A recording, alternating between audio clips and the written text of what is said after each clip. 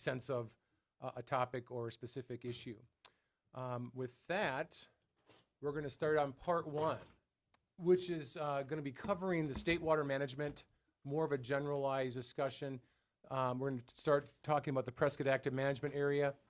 We are going to then touch into the 2014 Town of Chino Valley General Plan and what was specifically called out from a water resource standpoint. We're going to look at the 2018 strategic plan, which had a lot of components. I'll touch on some highlights within that strategic plan that are water-based. We're going to talk about some of the type rights and the various activities around those. We're going to talk about a completed integrated water master plan and future water master plan, and then talk about regional planning organizations the town currently is involved with. So we'll start with state water management. So some basic principles. In Arizona, all water is a public resource. It's not privately owned, whether that's surface water, groundwater. So individuals may acquire a right to use that water, but they do not own that water directly. Surface water is subject to the doctrine of prior appropriation, first in time, first in use, first in right. So remember, any surface water, first in time, first in right, that is the doctrine of its use.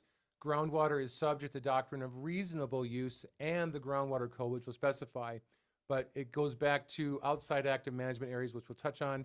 It's reasonable use. As long as you're using your groundwater reasonably, that meets the definition, and we'll touch on the groundwater code. The uncertain boundary you may have heard of is between where surface water is defined and groundwater coexist. That's referred to as a subflow zone, and that currently is in state courts for adjudication processes. The last one is effluent. It's neither surface water or groundwater, and it's owned by the producer of that water supply, such as Chino Valley has reclaimed reclamation facility producing effluent.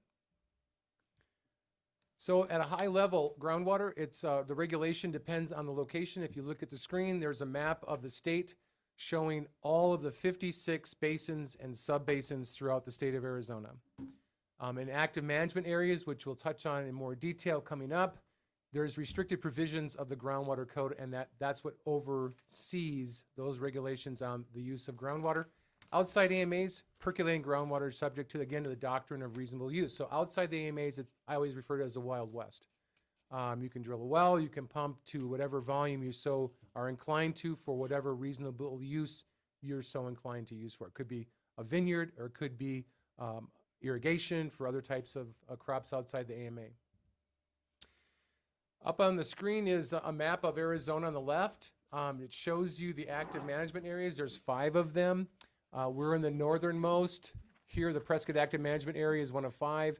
The Phoenix AMA Active Management Area, you'll hear me refer to as AMA. And then Pinal to the south, and you'll have Pima and then Santa Cruz, or the Tucson AMA. And these other areas here where the pointer I'm pointing at is Douglas, Joseph City. There's some they're called INAs, or irrigation non-expansion areas, where no longer can you expand irrigation for growing crops. But we're going to focus on the Prescott Active Management Area, which Chino Valley is located in.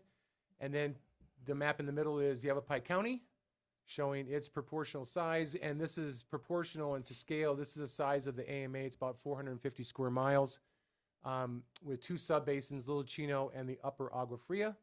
And then to the right is a zoomed in of the Prescott AMA, where Chino Valley is the northernmost community, Prescott to the southwest, and Prescott Valley to the southeast. And Fain Road is kind of the basin boundary between the Little Chino subbasin to the north and the Upper Agua Fria basin to the southeast. Starting to go into the 1980 Groundwater Management Code, or the Groundwater Management Act, there's 3 primary goals that were set in there. Control severe overdraft occurring in many parts of the state, which were occurring in 1980. Provide a means to allocate the state's limited groundwater resources to the most effective, to effectively meet the changing needs of the state, and they have been changing. And just as a factoid, the state of Arizona is using basically the same volume of water it was back in 1959. So that's quite a compliment from the Groundwater Management Act coming on board. It has helped sustain the state's water use. And the last thing with the 3 primary goals is to find a way to augment Arizona's groundwater through water supply development. Very important. And the state worked very hard at that for Central Arizona Project and other water supplies. The code also established 3 primary levels for water management to respond to different groundwater conditions. The lowest level is a statewide, it's just provisions that apply to everybody throughout the state of Arizona.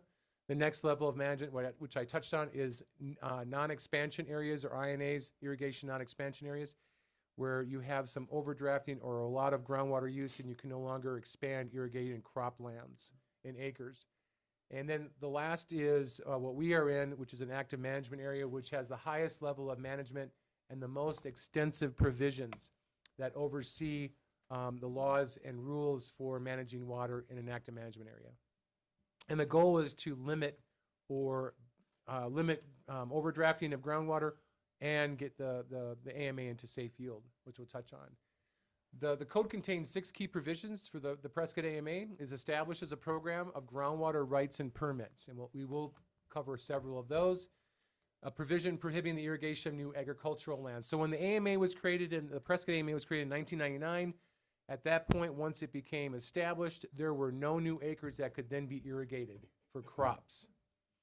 Also preparation of a series of 5 water management plans for each AMA. So the Prescott AMA is currently on the 5th management plan. It's a set of policies and guidance documents that help various water users in the Prescott Active Management area with their efficiencies and ordinances and conservation. Also develop a program, which is very important, of requiring developers to demonstrate a 100-year assured water supply for new growth. This classifies as a subdivision, and that establishes consumer confidence that when they buy a home and it has a certificate that they have a 100-year assured water supply. And we'll discuss this further. Also has requirements for metering and measuring water pumped from all large wells. So everybody who has a large well that is considered a non-exempt well has to report their water usage to the state of Arizona in an annual usage report. And then lastly is a program for annual water withdrawal and usage reporting, which I just mentioned. These reports must be audited to ensure water use compliance with the provisions of the groundwater code and management plans. And if you violate your water usages, there could be some assessed penalties for noncompliance. Okay, we're going to talk about the Prescott Active Management area. So on average, every year, 450,000 acre feet is delivered to us by nature, either through rain, snow, or other events such as those. However, only less than 2% on average actually recharges back to the groundwater system. Why? We have a lot of evaporation. We live in a very arid climate. It's hot for many times of the year. We also have transpiration, which is the uptake of that water when it does fall by plants, trees, and shrubs and grasses. We also have a lot of runoff. We're creating more impervious surfaces with roadways, parking lots, rooftops, etc. So we have a lot more runoff. We also have interception. There's things that do collect water that prevent it from staying in the land, infiltrating back into the groundwater system.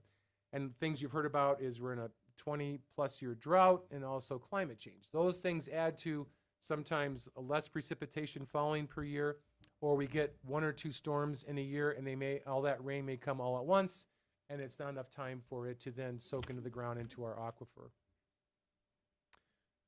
Just wanted to show you what a water budget would look like for the Prescott Active Management area. This was based on the Department of Water Resources data from 2019. It's the last time they really put this together. All the water demands are on the left column. The water supplies are on the right side. So municipal accounted for 19,000 plus acre feet per year in 2019. Large providers were over 14,000. Small providers were just about 2,000. Exempt wells, as a fact, is the 3rd largest by aggregate water user in the Prescott Active Management area. Industrial demands were almost 3,000. Agricultural demands were almost 2,500.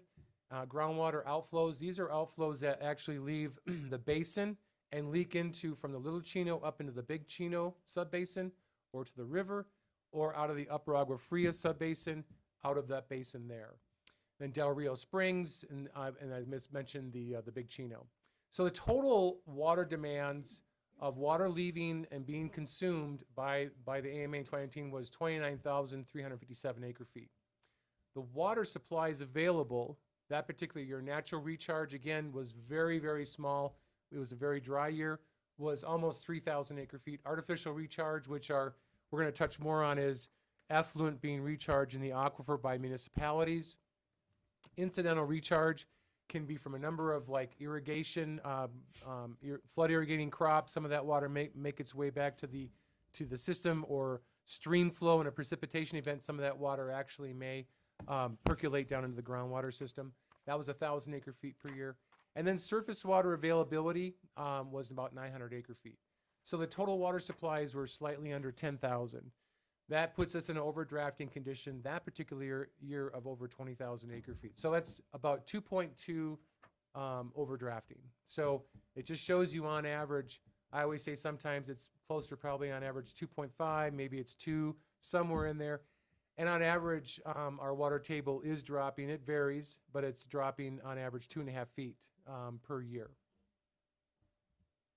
So the consequences of not solving this can become substantial.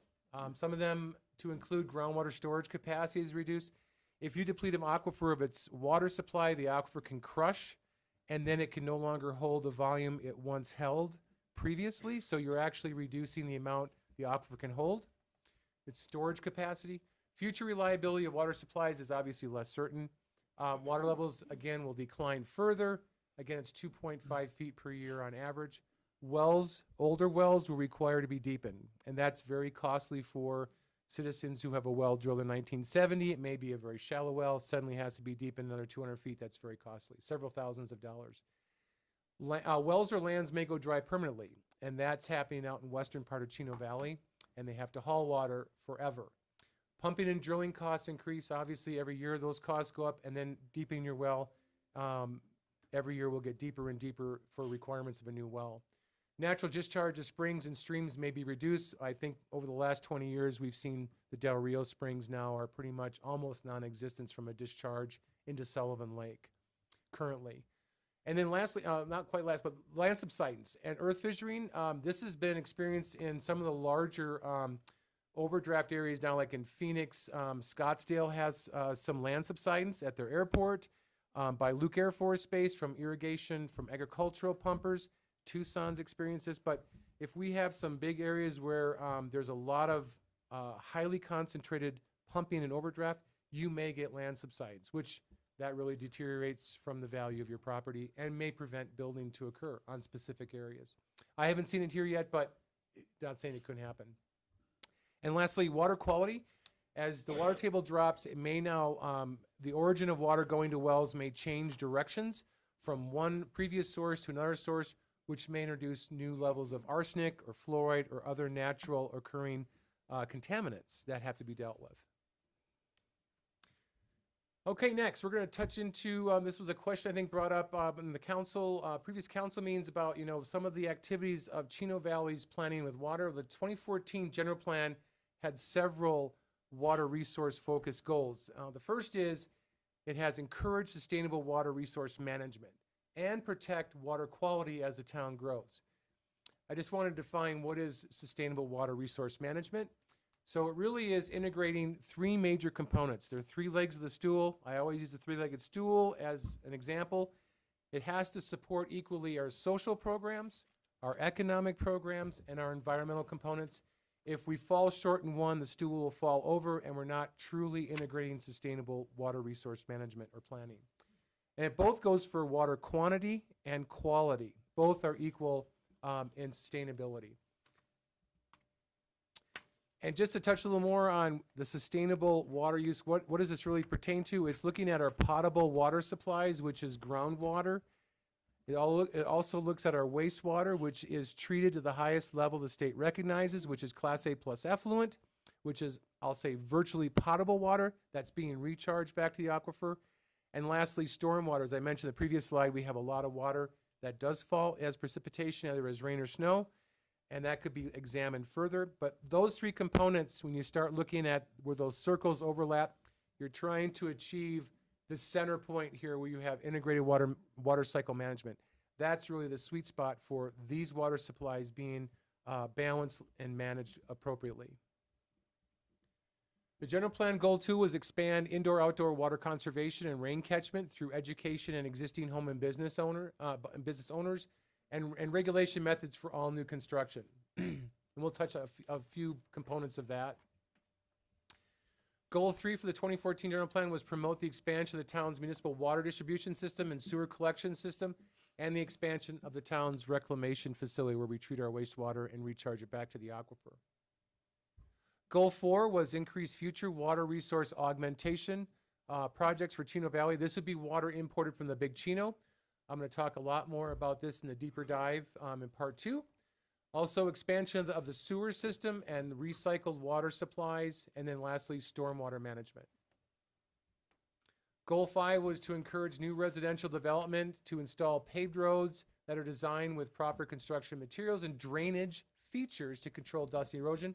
I just wanted to show you a picture of what can be achieved through more sustainable stormwater usage, which is parking lots going through a curb cut into watering those outdoor areas. This is called passive rainwater catchment and can supply water supplies and help with drainage and flood issues, especially for large parking lots.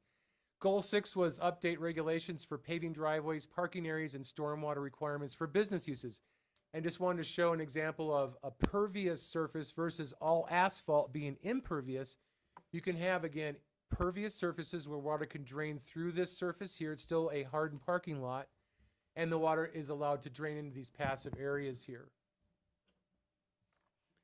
And goal 7 was assess new developments for potential air and water impacts. I participate with development services. We do assess every new development that comes through the pre-application process. We help guide whether it's new development, new to our area, or existing toward that, the water and air impacts. We do help substantially, and our codes do help focus those activities. All right, we'll touch on the 2018 strategic plan, and I'm only going to just cover a couple major highlights from that strategic plan. If you get some time, if you've not already reviewed it, I'd take just a gander and look at that. But some of the highlights are set up funding for unique programs and sustainable development. While the conservation of water, clean air, and other natural resources is noble, it is also costly. So the town recognizes it does cost money. And then we want to encourage conservation.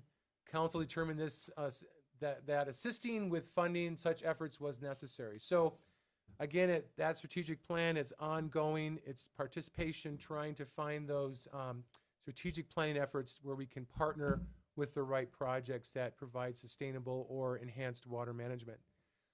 Another one was plan for bond election for financing infrastructure acquisition. That one went forward, however, that one did fail. That was part of the town looking at purchase of other water providers within the community. Third was a Bright Star development agreement and the water rights. The town had an agreement with Bright Star. They built infrastructure and then look at providing water, which was going to be paid to them in lieu of monies for those improvements.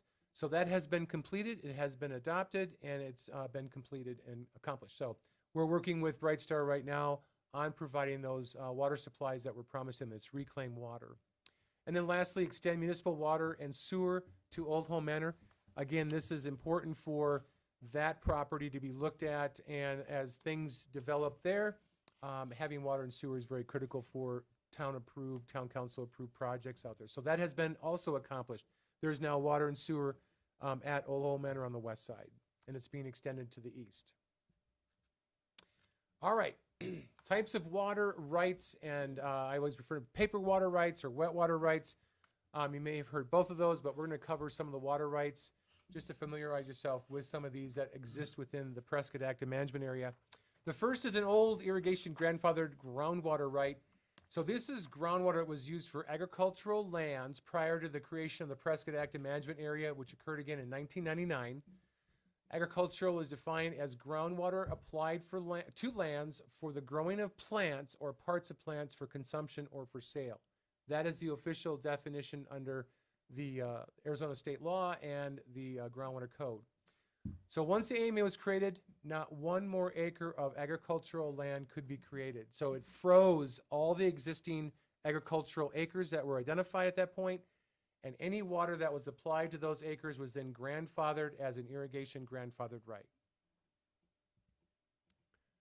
The next right is called a Type 1 non-irrigation water right. So the town of Chino Valley does have this water right. It's tied with lands associated with this right. Currently we have 2 ball fields at Old Home Manor tied to a type 1 right.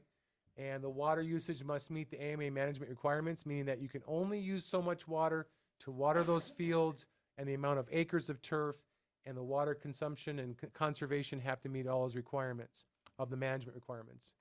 And then water must be withdrawn from the lands. There's actually a well on those lands that are classified as type 1 water rights, so wet water right. The next is a type 2 non-irrigation water right. This is not pertinent to any parcel of land. It can be used anywhere in the AMA. It's a mobile water right. It's very versatile, very robust. So it's unrestricted. The types of uses can belong to dairies, mobile home parks, commercial enterprises, industrial complexes, mining, or sand and gravel operations. So if a sand and gravel operation needed a water right, a type 2 could be brought to a well that would be drilled at that mining operation and then applied to that for the operations of water requirements for sand and gravel, or a dairy, or whatever, those types of uses. Cannot be used for any assured water supply, which we're going to cover in just in a few minutes. Service area water right. It's another water right. The town has this right. It's a very interesting water right, but it's designed for municipal water providers. It serves the water service areas, or it could be a private water company. It's the only ever increasing water right, and it services non-100-year assured water supply development. So anything requiring a certificate of assured water supply, which we're going to touch on in a little bit, cannot be served with the service area right. Anything like when Walgreens came on board in Chino Valley, the town used its service area right to actually serve Walgreens. It's less than 6 parcels. It's not a subdivision. We can use our service area right. So we can grow that as we extend our water out and service any and all non-subdivisions using our service area right, which is really important. But the use of that water has to meet all the requirements for the management plans, etc. Okay, we'll touch on now paper water rights. This is it's basically extinguishment credits. These were prior water rights, such as irrigation grandfather groundwater rights, that were converted into extinguishment credits. They may be pledged towards a 100-year certificate of assured water supply. So developers who come to Chino Valley that require a certificate of assured water supply for 100 years, they would either approach the town and look at acquiring those extinguishment credits, or they go on the water brokerage, go on the street and try and buy those water rights to have those water rights. But that's paper water that provides the legal volume of water that would go towards their certificate for the 100-year requirements. These extinguishment credits, when they're applied to the certificate, also look at as part of the replenishment obligation, which again, we're going to touch on the certificate of assured water supply requirements. Just by the way, the town has an ordinance. It was drafted in 2007 that requires a sale of town-owned credits to be sold at $25,000 per assured water supply credit, which is a block of 100 acre-feet of extinguishment credit. So an extinguishment credit is 1 acre-foot of water.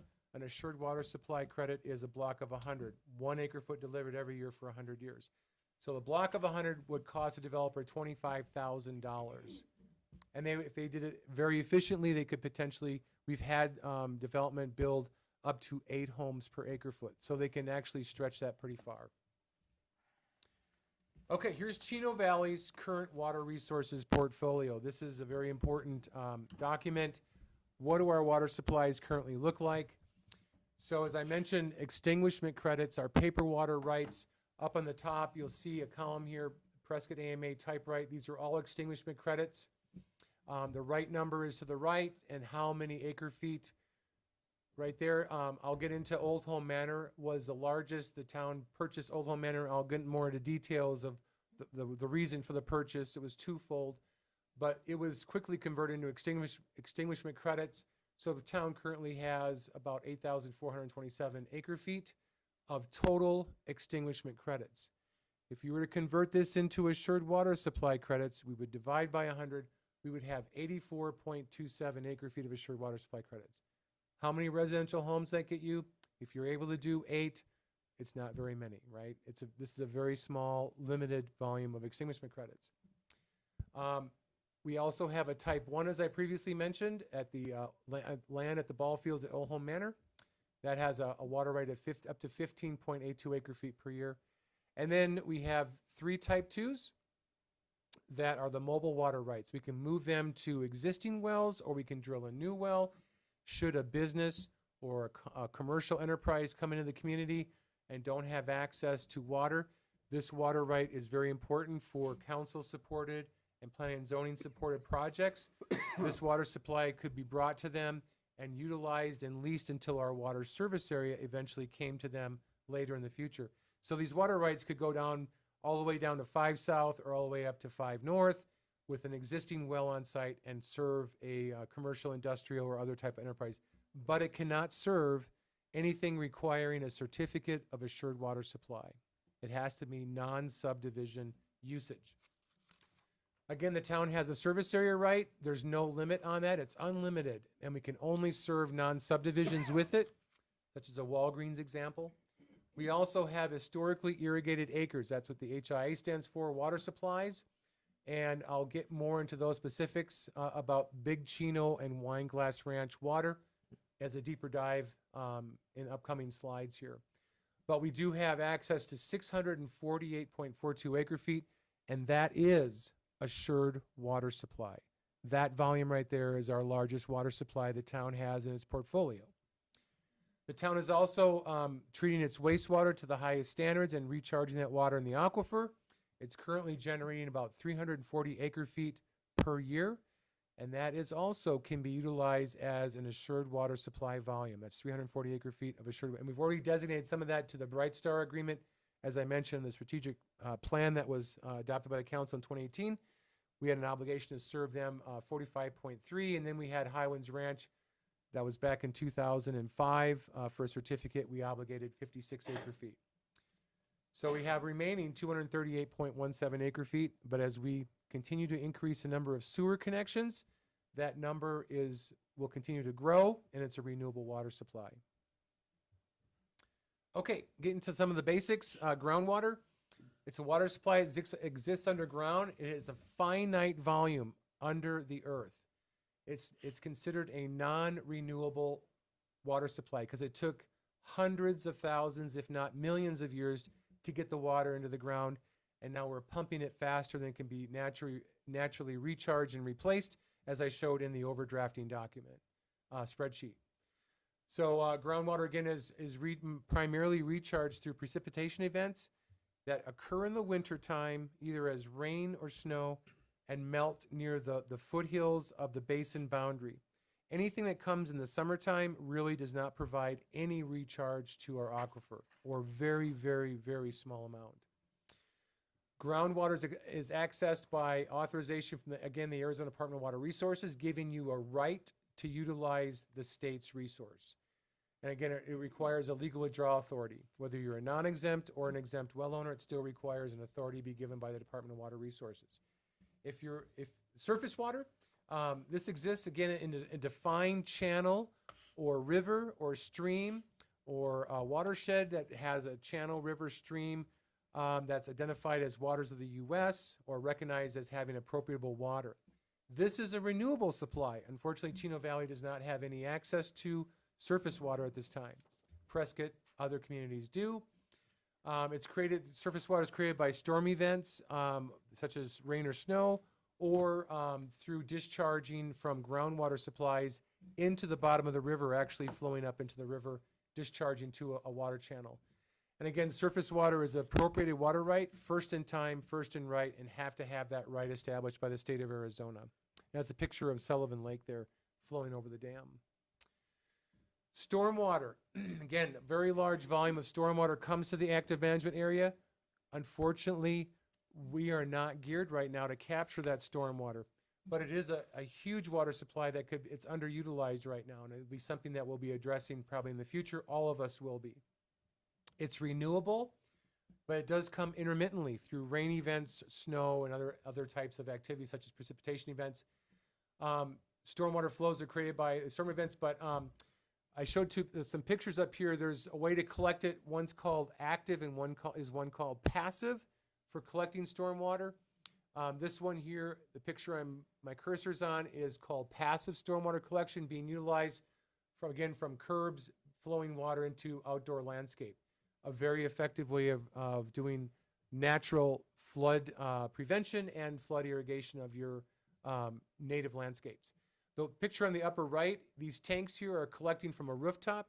That is active rainwater capture, storing that water in tanks and then pumping it out when needed for either usage within landscaped areas or other non-potable uses. And just want to show you that sometimes our water comes all at once, and then we have street flooding. So obviously that volume could go to beneficial uses. Reclaimed water, the town is in the reclaimed water business. We are treating our wastewater. It's an ever-growing renewable supply. This is again, critical component. It's renewable water. The more we expand our sewer, the more we can then recycle that water and use it again and again and again. Maybe used for certificates of assured water supply. So again, reclaimed water can be used for certificates. So subdivisions can utilize this. The town can sell it. It may be stored underground. Currently, the town is storing it underground. And it can be then recovered later or part of aquifer management, leaving it underground permanently. I'm going to touch on integrated water master planning. Some of you may have been here when we completed our first phase of integrated water master planning. It's a series of master plans. These are the most critical documents for the town. It has a water resources master plan. It has a water system master plan. It has a wastewater system master plan. It has a reclaimed water system master plan. All of those things are needed by whether you're development services, the water resource management, a subdivision or developer. How much water are we going to need in our community to grow? We've completed this work for phase one for all of Old Home Manor to kind of get a feel for what this entails. When that was completed, we finished a capital improvement plan looking at what kind of system improvements do we need, both from water, sewer, storage, pump stations, et cetera, the appurtenances. So, and it also addressed water resources. So all of these plans were completed in 2021. That was our first step, and I'll touch more on a town-wide master plan that's forthcoming. But these documents are critical, especially Public Works, when the engineers talk to development or landowners that are looking at what size infrastructure do they need getting from point A to point B, what pressures are needed, fire flows. These documents are the engineering guiding documents that help you build your community backbone infrastructure, both on water and wastewater and reclaimed. And also identify the build-out of Chino Valley. What does build-out look like? How much water will the build-out need? These documents will prescribe if you're this efficient, you may need X number of acre feet. If you're more efficient, you might need Y. So again, these are the holy grail of documents that guide staff in virtually any department on what's needed for growing the community and working with landowners and council-supported and P&Z supported projects with landowners. Again, just want to touch on the Integrated Water Master Plan, just has the components there, which I've already described. But we are embarking now on a town-wide Integrated Water Master Plan and a town-wide capital improvement plan. We've already let out for bid the project in a statement of qualifications. We're hoping to get the project supported in front of council by June and hopefully get the project kicked off by whoever comes on board by early July. It'll take a long time to finish that work. The community here is very large in square miles. And then want to touch on different subject on some of the regional organizations. So Chino Valley is not alone. We are participating in very robust regional water organizations. The first one I'll mention is the Northern Arizona Municipal Water Users Association, otherwise known as NAMWA. And NAMWA's mission is to unite our expertise and resources in a collaborative effort to secure regional and local water resources for today and the future. That's most of Northern Arizona municipal and some private utilities, and then we pool our resources. We meet those, meet together. We look at legislation. We look at supporting legislation that benefits Northern Arizona. And this is strictly looking at Northern Arizona. We're also a member of the Upper Verde River Watershed Protection Coalition, which is more focused on the active management area, trying to balance water management uses and needs with sustaining the Upper Verde River. And lastly, we used to have representation on the Groundwater Users Advisory Council, otherwise known as the GUAC. That's governor-appointed positions that help manage the active management area, looking at withdrawal fees, conservation, those management plans I touched on, they help set those guiding documents. All right, intermission. Questions? We made it to the intermission. Do you even breathe between all that? I don't. I get accused of I know very fast. I talk fast. The thing about it is, what I just said is in your packets. You can always refer to it. I'm always available. But I think we have plenty of time for Q&A, and happy to entertain any of your questions or comments. We have discussion. I have questions, but I wanted them to go first. If they have. I'm gonna take a different copy. I think I'll wait till the end of part 2. All right. We briefly talked about this, but the 2018 strategic plan, I want to just touch base on it. The number one thing, I know that it says it's not listed in priority, but continue with the 4 private water companies located within Chino. Develop strategies for purchasing and increasing our service area. All right, I understand it failed miserably because it was put in conjunction with another item during the election, but I don't think we should give up on that. I think we should continue to pursue. I think the second bite at the apple, we might get the citizens. It was just the timing and the situation of that environment at that time, because I don't think most people would have refused to allow the town to buy small water companies here in town. So I don't want us to give up on that. Are we? No. Okay. In your Montgomery and Associates study, is that fine? There's local patterns of groundwater movement have been substantially influenced by pumping from wells and from recharge of Old Home Manor facility. What does that mean? I'm going to cover that in part 2. Okay, Yeah, I'll get into what's called area of hydrologic or area of impact, okay. and how we have a mound of water we created at Old Home Manor from our recharge facility. How we're recharging water. What does that look like as a cross section through the earth? So I've got some illustrations I'm going to cover in a deeper dive into water. Okay, perfect. And then, And he's referring to the Montgomery Associates report that we did. I'm going to actually touch on it. It was a physical availability determination.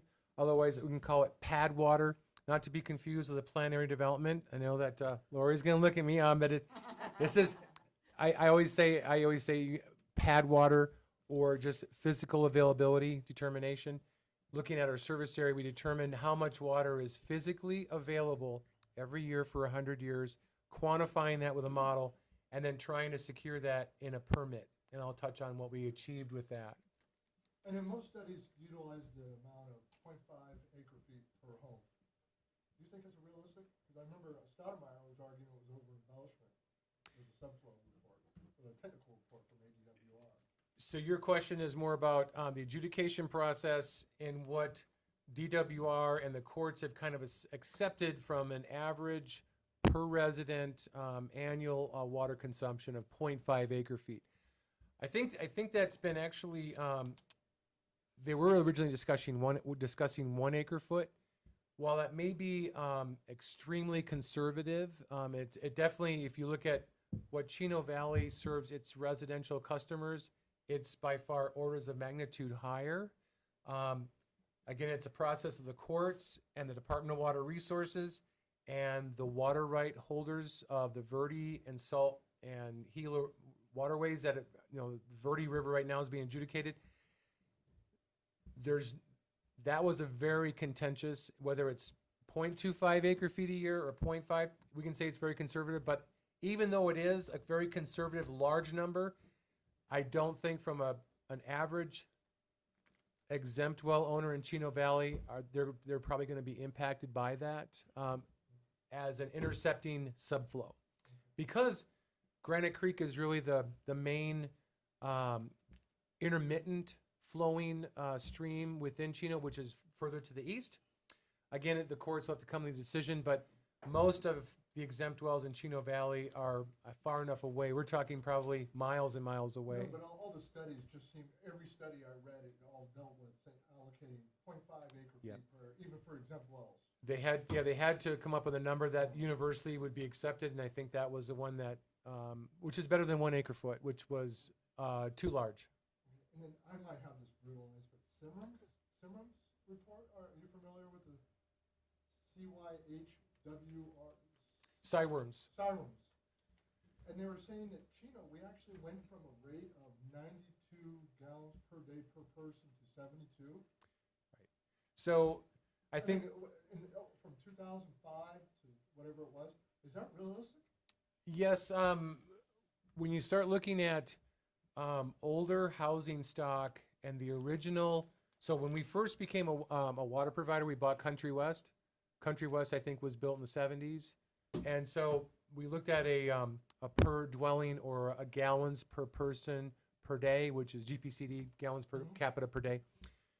The older stock houses had older appliances and fixtures, et cetera, used a little higher. But once we started delivering water to Highlands Ranch, which is newer, it's 2000, early 2000s, Bright Star, early 2000s, and others, the plumbing code that has been adopted by the town, I think right now today we're probably closer to, if Mike Beauvais was here, he's a utilities manager, I think we're closer to 68 gallons per person per day, which is what some of the most efficient communities in the valley that are very water conservationists, we're achieving what they are in like the far west valley and so forth. But 68 gallons per day is very good. Can we achieve more? Absolutely. But that's as we adopt these, the Unified Development Ordinance, our plumbing codes, every year they get more efficient. And when the town adopts a new plumbing code, we've gone from 5 gallon per flush toilets now to 1.28.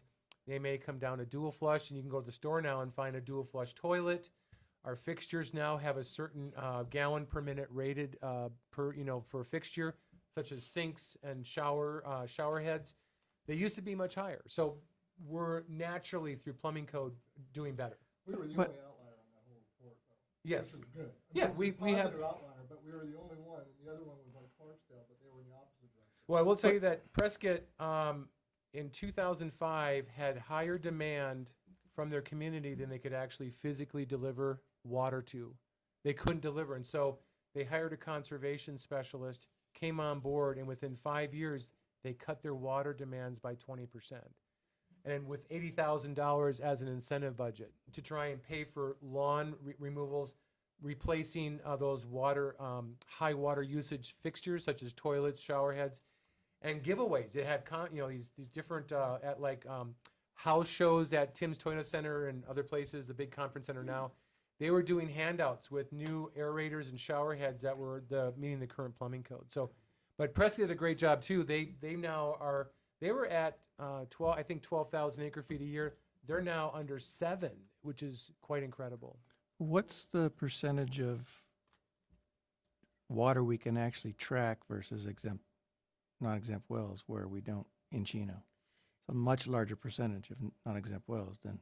Yeah, if your question is, we have a high percent of exempt wells. Yeah, we're the poster child for exempt wells. Correct. So we have no idea what they're using, and I would It's only estimated. also bet that the exempt wells are on much larger plots also, which would tend to use more water. Yes, most of them, because of the setback requirements, the 100 feet between septic and your well, Yeah. are maybe earlier ones before. And the town code today is 1 acre minimum, but some of the other ones may have 3/4 of an acre or whatever. But the separation, really, a 100-foot separation setback between the two, well and septic, they are larger lots. You can't have well and septic on high density, but it varies. I know in some areas you may see, and you'll see in Google Maps, up to an acre of turf in a 1 acre What's well. I'm saying? I'm just saying that It varies. we don't really know We don't. per person usage because a ton of our usage is not even tracked. So Right, and that's what I was gonna say, because Really, I'm sorry, your mic isn't picking you up very well, so if you can just make sure you're speaking into it. and then does Chino have any plans for doing any kind of giveaways or incentives for low water use like Prescott does? And That's a fantastic question. Thank you for asking. So in our current rate model, we're working with an economist. The town was awarded a Bureau Reclamation grant where we're going to look at some various aspects. But one of the things brought up to the economist is to look at, can we afford, it might be some minuscule amount. Maybe I'll just throw out an arbitrary number. Don't quote me, but it's just 1 cent per 1,000 gallons. That money could get collected. and saved, and then we can purchase those incentive items, such as maybe it's a toilet retrofit, or it's giveaways with new shower heads and plumbing, things they can put in aerators to then help older residents' housing stock that, update those and get them to the current plumbing codes. But the town definitely is looking at that right now. I know it costs a lot of money, but It I think does. even Prescott, I think even has incentives for turf replacement. Yes, I think it's, I think it used to be a couple dollars per square foot. Now I think it's $1 or Yeah. thereabouts per square And foot. that probably saves a huge amount of water. That's your biggest return. Yeah. It's expensive, but it's your biggest return because outdoor water use is 60% of our total water demands is a one-time use outside and the water's gone. Versus what you use in a home, you can collect and treat and reuse again and again. But you got to have a sewer system. Unfortunately, we don't have a sewer system town-wide yet, but it's very expensive. We're growing that system. And you saw in the general plan, the goal was grow your utilities, water and sewer. So making slow progress. Just curious, is there any reclamation from septic systems whatsoever? So first of all, that's a great question too.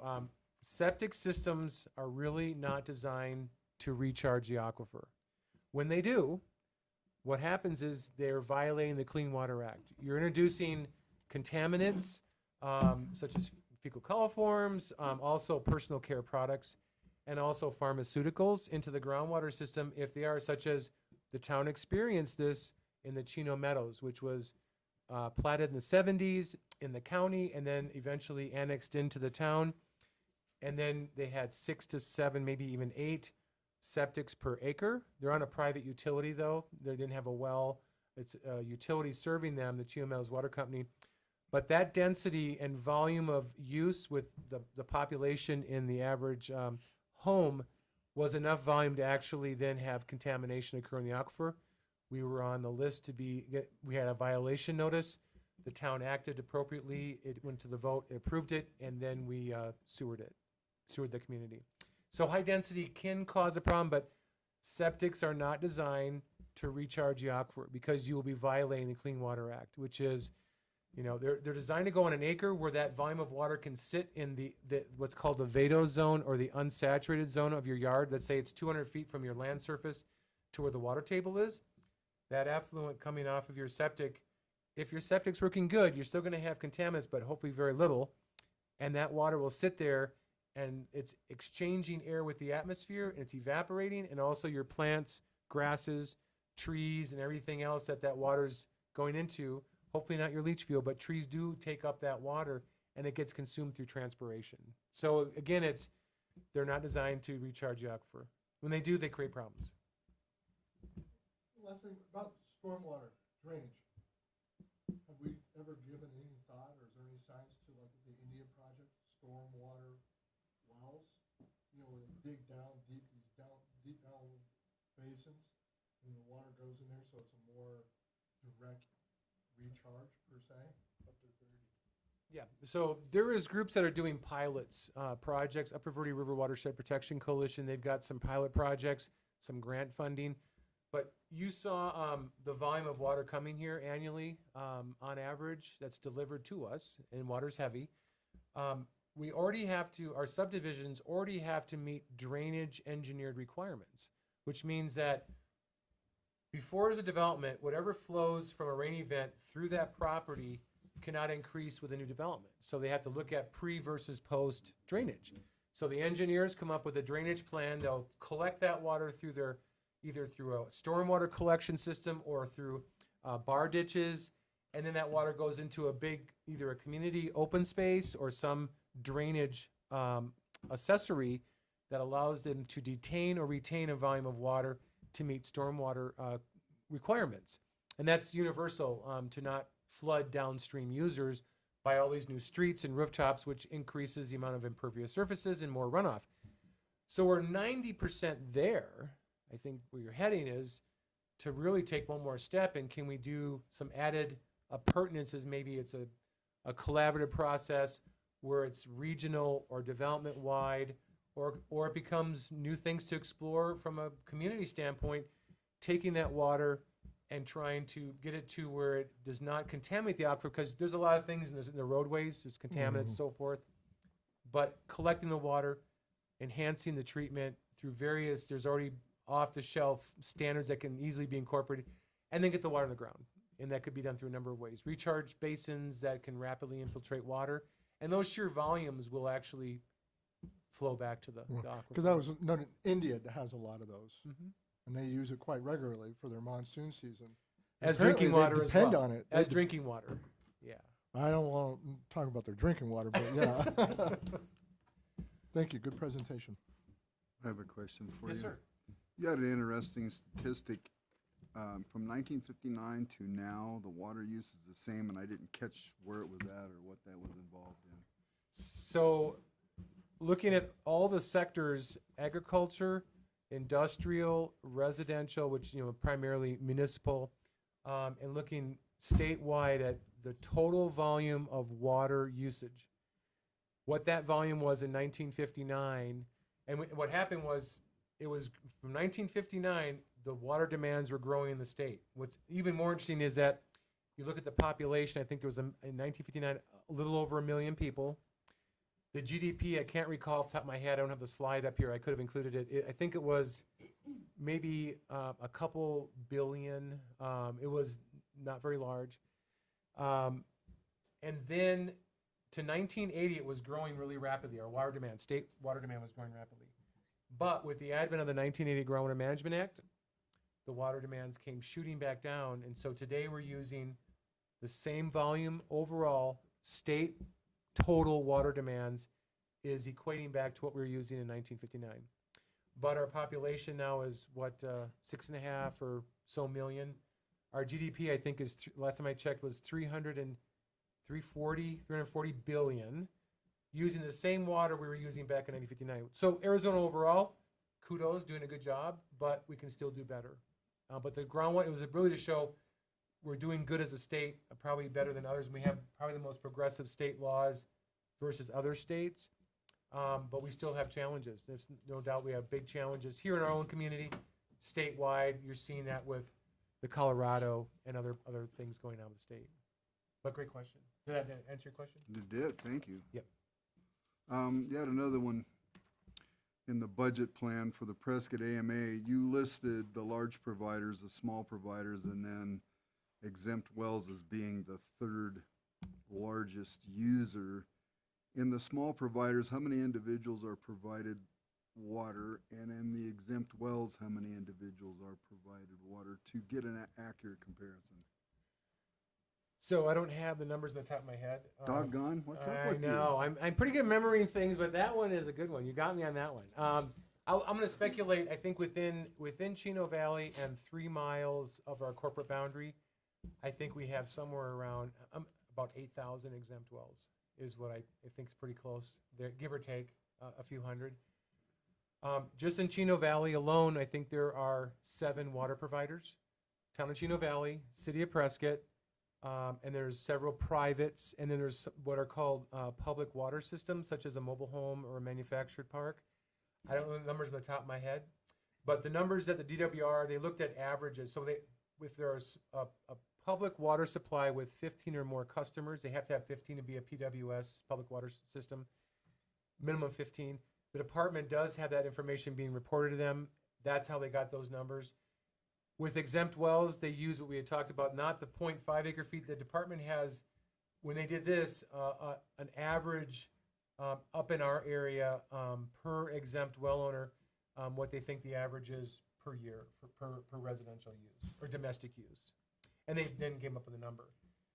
That's all I think we have many conversations on that in some of these groups, the regional groups I talked about. The state's always explored looking at trying to reduce the 35 gallons per minute for an exempt well to something less than, and they've achieved some of those goals. But every year they talk about new laws, but that was basing some rough numbers on the exempt wells. But by aggregate, even at a very low number, they're the third, by aggregate, all of them together, they're the third largest water user in the AMA. With very That's little correct, oversight. but the large providers are 14,000, so, Yes. I mean, we're way down on the totem pole there. Yeah, orders of magnitude different. Absolutely correct. Not to misconstrue that they're right behind the large providers. No, Chino Valley we just became a large provider. I'll touch on here in a minute. But the larger providers in the 6,000, 7,000 acre foot per year. Chino is right now, as a large provider, we're just hit about 310 or so acre feet a year. We're still pretty small, but That's a large provider, huh? if your demands and you produce more than 250 acre feet a year, you know a large provider, and then you have to get in compliance with minimum gallon per capita compliance, the fifth management plan, conservation requirements, and efficiencies and so forth. Okay. That answer your question? No, but I can go dig further. Yeah, I don't have the numbers. And not this, okay, so don't take that the wrong way. That's nothing against you. What I'm trying to do is provide, it says small providers and then exempt wells, and then we're the third. So I want to find out, how do we compare apples to apples to a small provider, which would be closer to what an exempt well is than anything else? Sure. Just to see how many people that it does. It was just an oddball question. We've often, looked for volunteers to put a meter on an exempt well and meter it. No one has come forward, unfortunately. Imagine that. I don't know giving away why, but- information to the government. What? All right, Why would we want to do that? we're 5 to 4. I'm going to go on to our deeper dive into water. Okay, I'm going to skip through these. This is what I'm going to cover. It's going to be a lot of information. Mr. Mayor, you're not going to run the button. Okay, this is something I think that everybody will find. We're going to get into the various assured water supply permits and requirements. The first is what's called a certificate of assured water supply. So who is required to get this and why? So any residential, commercial, or industrial subdivision as defined by Arizona real estate statutes as having 6 or more lots, pads, or units for sale that require a public report is required to obtain a certificate of assured water supply, meaning they have a 100-year guaranteed supply of water for that subdivision to go to the public report and instill the consumer confidence that they have achieved that. And I've given the ARS 32-2101 is the land divided into 6 or more parcels with at least one parcel or lot having an area of less than 36 acres. So again, these parcels have to be less than 36 acres. All subdivisions, whether it's residential, commercial, industrial, are subject to this assured water supply requirement within active management areas. If you go outside the active management area, it's the Wild West. This is strictly looking at within the Prescott active management area. Here is the process of what is required to obtain a certificate of assured water supply. So I'm going to say that I'm going to be a landowner. I'll play the landowner. I came to Chino Valley. What do I need to do, and what does it entail for me to get a certificate so that I can become a really good residential, I'll say it's a residential subdivision in Chino Valley? Well, the first thing you need to do is you have to prove there's physical water available. Water molecules exist under or near your property for 100 years, for the volume of water that you need every year for 100 years. That requires a very expensive groundwater model. It takes about a year or longer to actually complete the work to try and get that information. It's a very long, strung-out process with the Department of Water Resources. That's number one.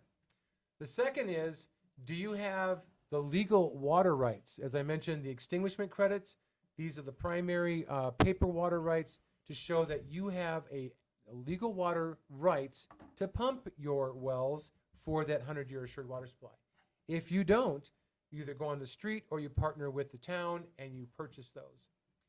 The next thing is on the bottom of the triangle there, the pyramid, is your water has to be continuously available every year for 100 years. No interruptions, meaning that, infrastructure's not going to go out, the ground's not going to go dry. You can assure that it's going to be continuously available for 100 years.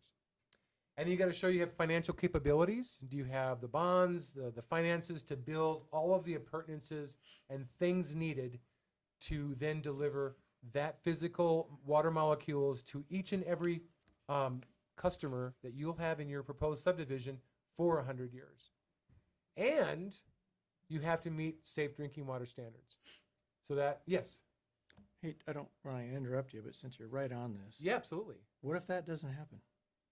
Regarding water quality. No, availability for 100 years. So if you don't have, and we're going to go into different types of subdivisions, such as dry lot, versus others, and Wildcat. If you cannot prove physical availability, then you're going to have to potentially rely on somebody to provide it for you who has No, physical I mean availability. after the fact, subdivision's built, it's in existence, and it doesn't meet this criteria down So- the road. Okay, so we're going to get into a little bit more further detail. I'll answer your question, but we're going to get into more of that detail. But so let's say I obtained today my 100-year certificate of assured water, and I think your question is, what happens if it's suddenly down in year 80, it's impacted, right? What about in year 23? Year 23. Well, I will tell you that any and all certificated developments that require this, and we're going to get into some other ones. There's analysis of assured water supply and others, a designation of assured water supply, but they cannot impact us whatsoever. Meaning that I bought this land, I got my certificate, and then my neighbor who bought a 40-acre piece right next to me, he wants to get physical availability and actually get a certificate. Well, he can't potentially pump from his land if I got my certificate first, if his project will impact my physical availability. The state will not allow it. Or he'll have to reduce his pumping to ensure it does not impact my lands. And that's how the state works with their laws. You cannot impact, like City of Prescott, their wells. They're a designated water provider. We'll talk a little bit more. Some of these lands are protected. When we did our first study, which I'll go into more detail, we could not impact other assured water supply land owners or existing subdivisions that have a certificate, unless they're ours and we're the service provider. We can impact ourselves all day long, but Prescott's another issue. So that developer might say, well, I can't get the physical availability because I keep impacting him. You'll have to buy land later. And that's, I get into the due diligence. When you buy land in an AMA, there's a lot of due diligence that is really required, that you are water savvy or have the right staff in your private development that say, we need to be close to a water provider. That's really the golden ticket. And they have the physical availability, or we'll buy land far enough away from these other certificated lands that we don't impact them. And we can still get water to serve our customers. That's how it's mapped out. The department manages that through a groundwater model. And that model is every new generation of it tracks all those certificates of assured water. That answer your question? There's no guarantees other than what the state is approving and what's been proven in a groundwater model.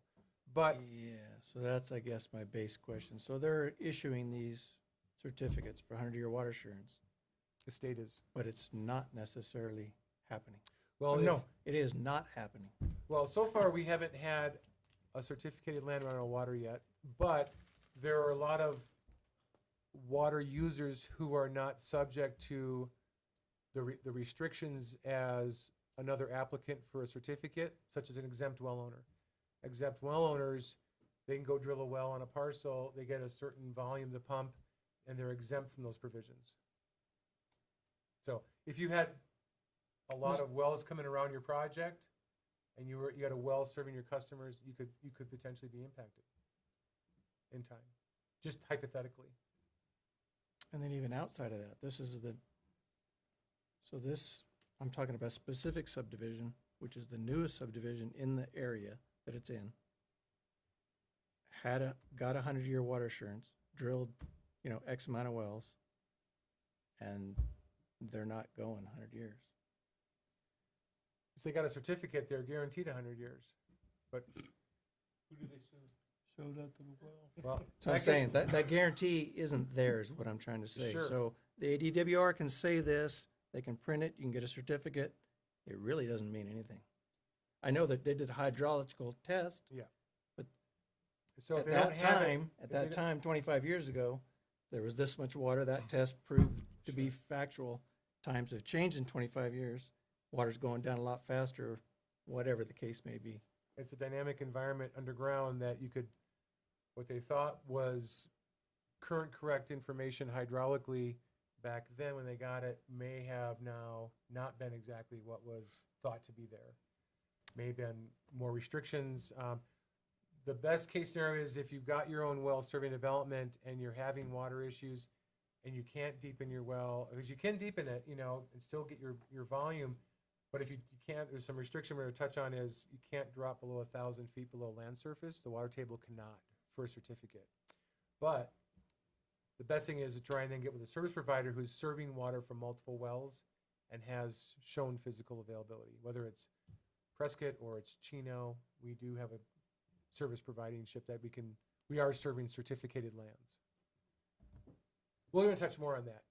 We'll come back At the peripherally. end. We'll touch more. Lastly, at the very top, they have to meet management goal. The management goal for Prescott Active Management Area is safe yield, meaning that whatever's being pumped has to be put back into the ground, and that's safe yield.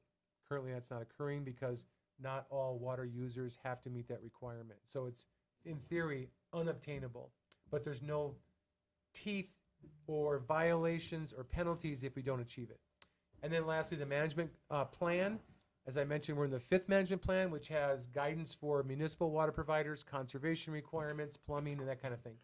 So those are the requirements. If you meet all of those, the state will issue a certificate, and hopefully everything's been done correctly.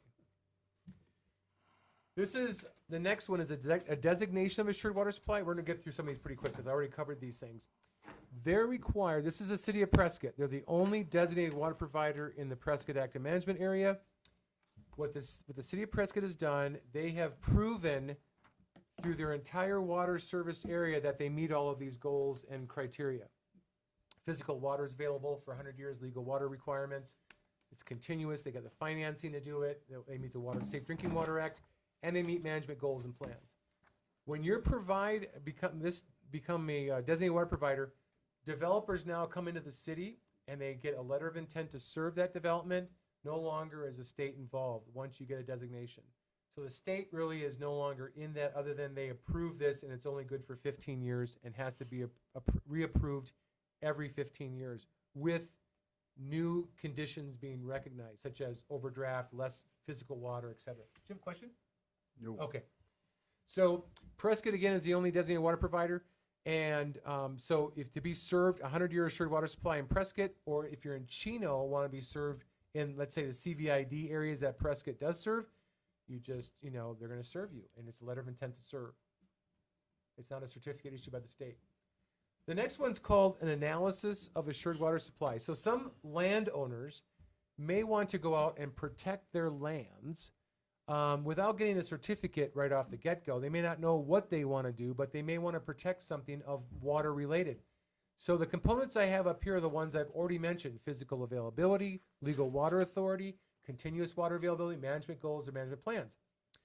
So if a landowner wants to go out, let's say they do a physical availability determination, they do a model, and they prove that this water is physically available today, and they want to protect that water for 10 years, they can apply for an analysis of assured water supply with the state.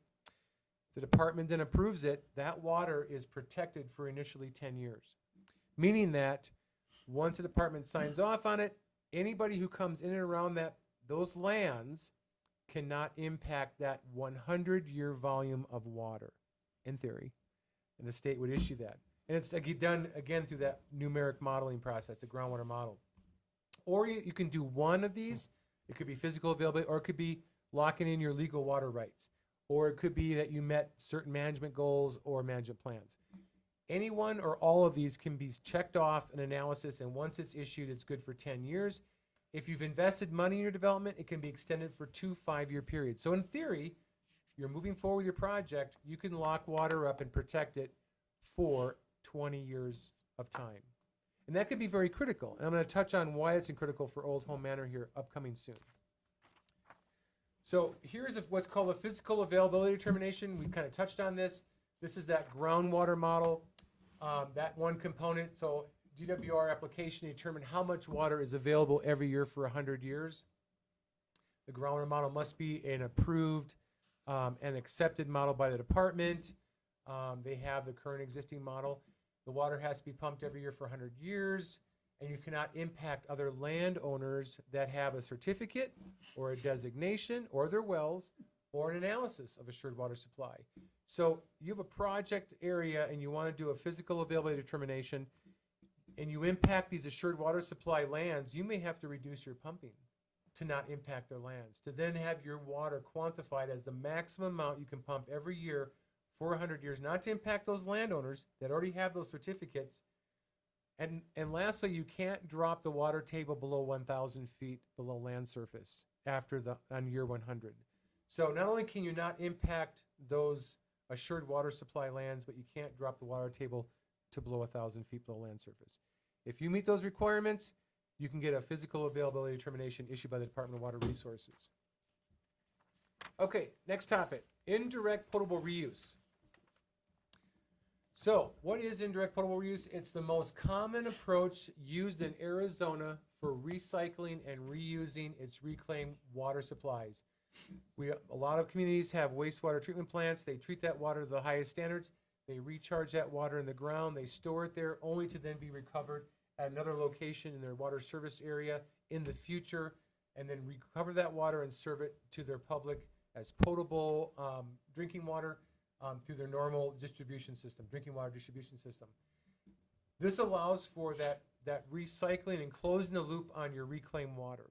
So here's a pictorial of what it looks like. We're recharging reclaimed water here at Old Home Manor. Here's a recharge basin right here. Here's a picture of it. That water volume is enough to percolate down into the groundwater system. It will flow in one direction. The town has groundwater wells at some distance away, and that groundwater aquifer is being pumped up. And then through that indirect potable reuse, we can then classify that groundwater as reclaimed water molecules. But it does require an aquifer protection permit issued by Arizona Department of Environmental Quality. It requires a recharge permit, an underground storage facility permit, and a recovery well permit, all those issued by ADWR. So there's a lot of permits that are needed, but this is, again, what the most common reuse in the valley and statewide. It's called indirect potable reuse of how we recycle our reclaimed water. One aspect is called the recovery wells. I just mentioned that one of those permits required. So what that looks like is you can have actually a recovery well what's within that area of impact from your recharge facility, and that's kind of what you see here in this bracket. This is the area where the groundwater is mounting out to right here from our recharge facility. If you had a well in this, they call it safe harbor, or it's within the area of impact. You do not need to perform a physical availability determination, but through the state to get your recovery well permit, because they're already saying, well, your well is already within that mound of recharge water. You can go ahead and recover water all day long. However, the town does have service area wells that are way far away from the recharge facility, several miles.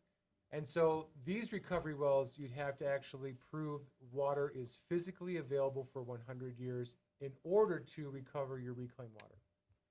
You see, it's a whole process. What's the radius of that safe harbor? I have a map. I'll show you it Okay. coming up. But this would be considered outside the area of impact. It requires a lot more work. Here's the picture.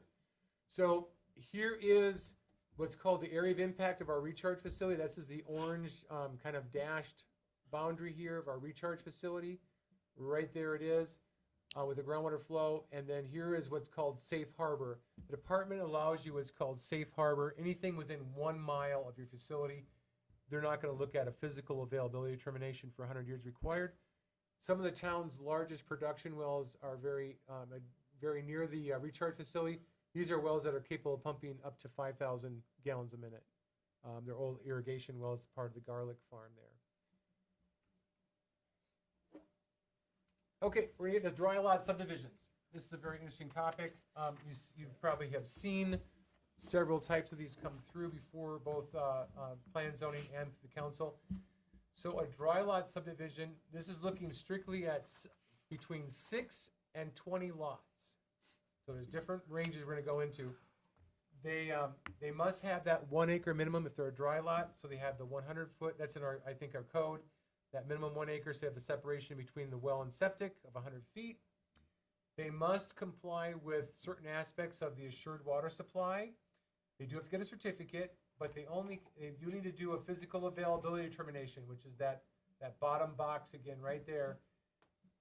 They have to show how much water they're going to pump every year for 100 years, and they cannot drop the water table below 400 feet if they're a dry lot subdivision. So I will tell you that it's getting very challenging in Chino Valley to get a dry lot physical availability and not have your water table be below, not be below 400 feet. Our water table is dropping right now 2.5 feet a year. You look out 100 years, this is becoming very challenging. There may only be a few of these left. I don't know. There's certain areas that have more water than others that may be more challenging. But they also, besides having a physical availability determination, they also have to prove they have safe drinking water for their water customers.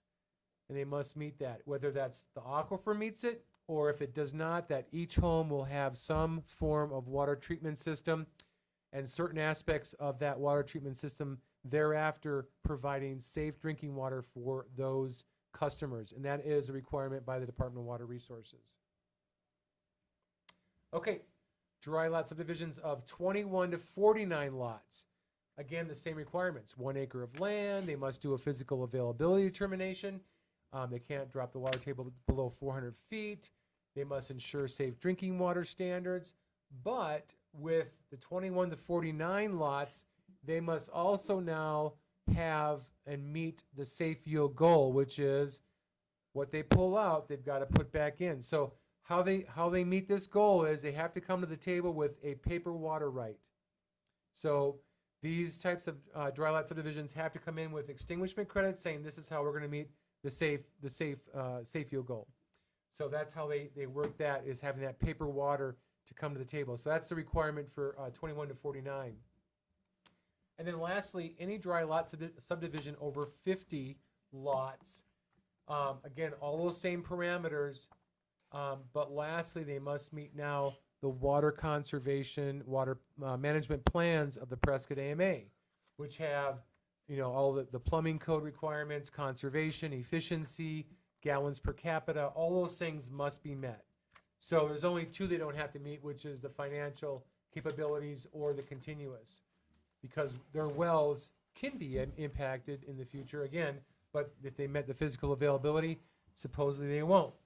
But that's the requirements. It's the most highly regulated, but again, they don't have to meet all of the certificate requirements as a traditional subdivision that's going to, they say, partner with the town of Chino Valley versus dry lot. Dry lot do have requirements, but not as many as a traditional subdivision.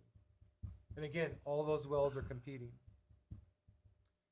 And you're all familiar probably with Wildcat, but a Wildcat subdivision is really a workaround, maybe intentionally, maybe not intentionally, of the assured water supply by having a parcel being split, and those then split parcels being split again, and then potentially those split parcels being split again, leading to 6 or more lots that will be sold.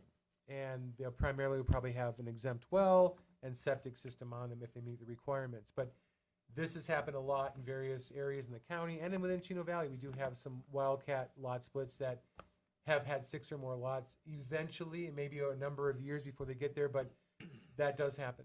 Just want to make you aware of it. Okay, there was a lot of questions brought up in previous council meeting about what has a town been doing the last decade or more. So I did want to cover, these are huge water resource components the town has been working on for the last 20 years.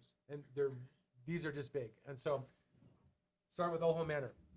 You may or may not know that this was purchased in the late 90s. It was purchased for 2 reasons. 880 acres, former irrigated lands, have a huge water right. The town was looking to partner with council-approved subdivisions such as Bright Star and Highlands Ranch and Del Rio at the time.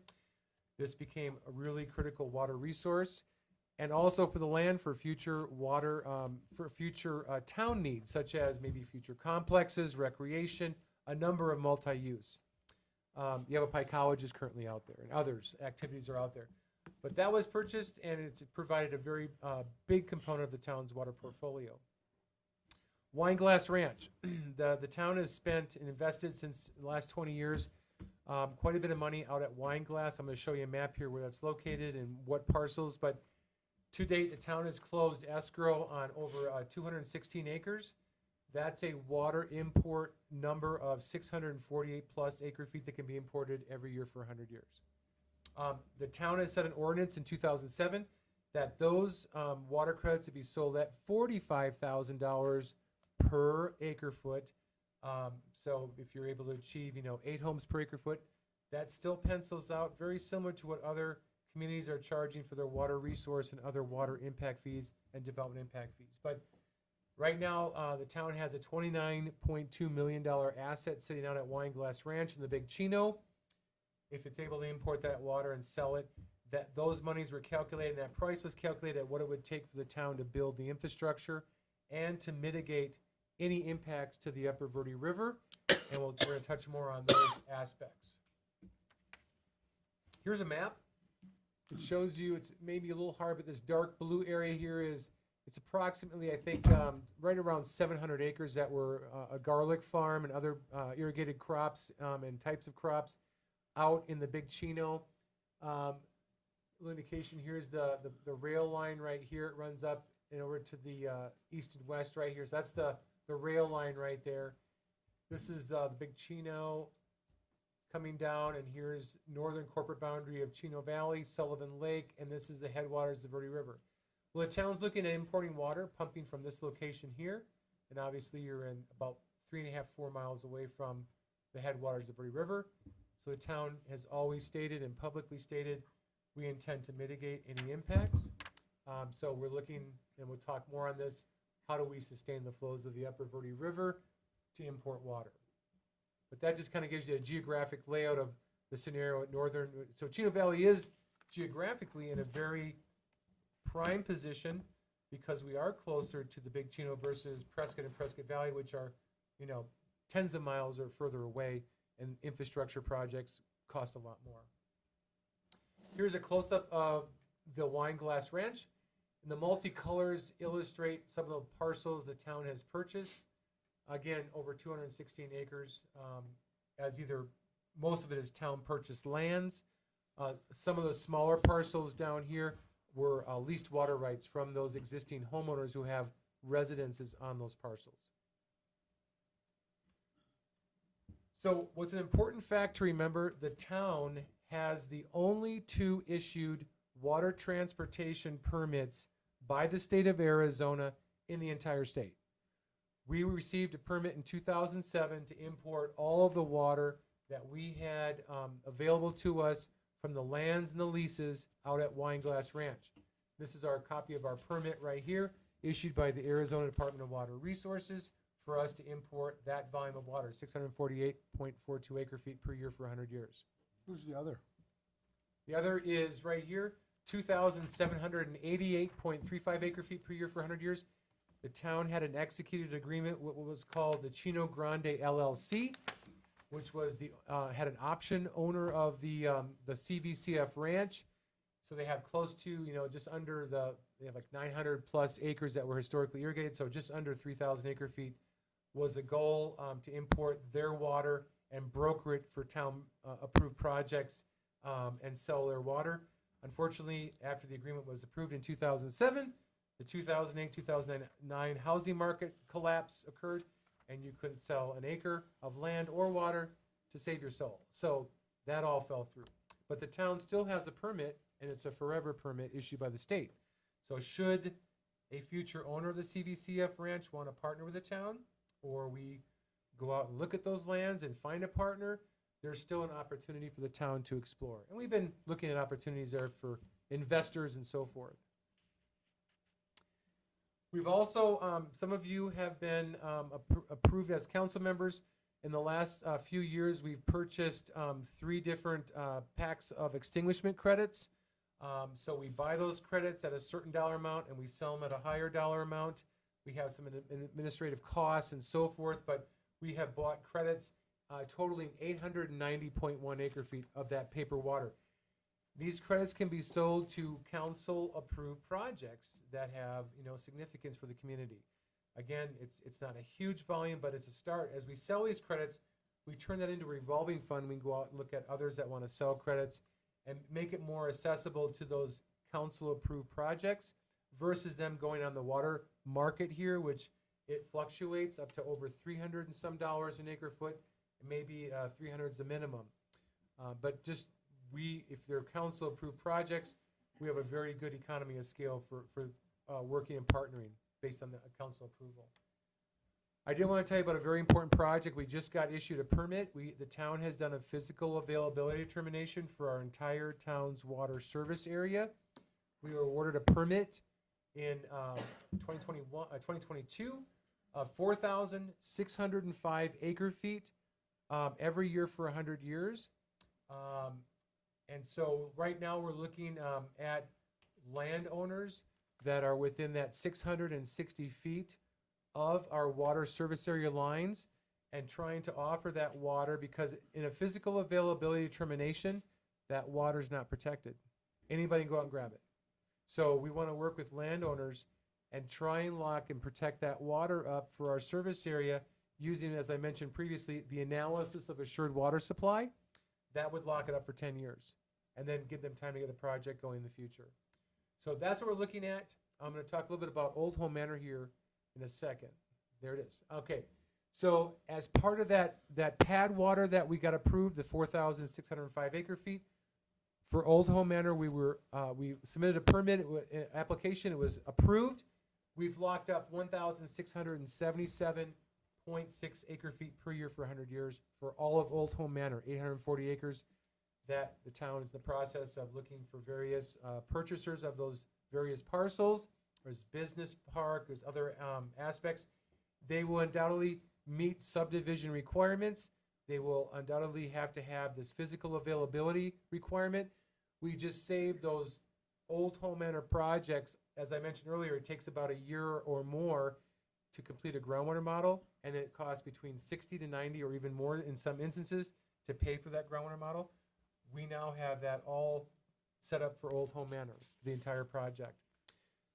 And it's interesting that when we got this complete and correct, the Department of Water Resources told the city of Prescott, you cannot impact Old Home Manor anymore, because we were now ahead of Prescott's redesignation of assured water supply. So the department instructed Prescott that they have to then look at their physical availability determination and cannot impact Old Home Manor.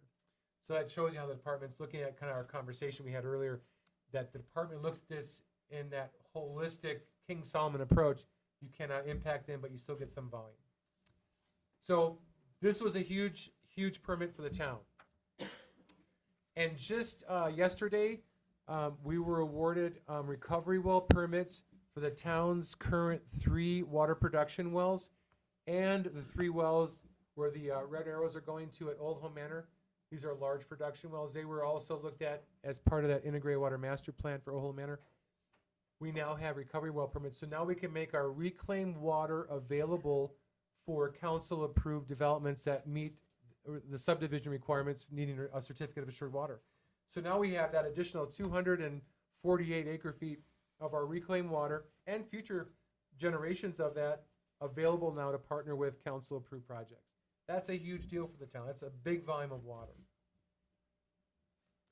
So again, we can go, Bright Star, we have an obligation. We'll be doing indirect potable reuse for future phases of Bright Star per the restated agreement that was just approved by council in the late part of last year. So we are going to be doing indirect potable reuse of our reclaimed water. Highlands Ranch also has a question. Oh, yes.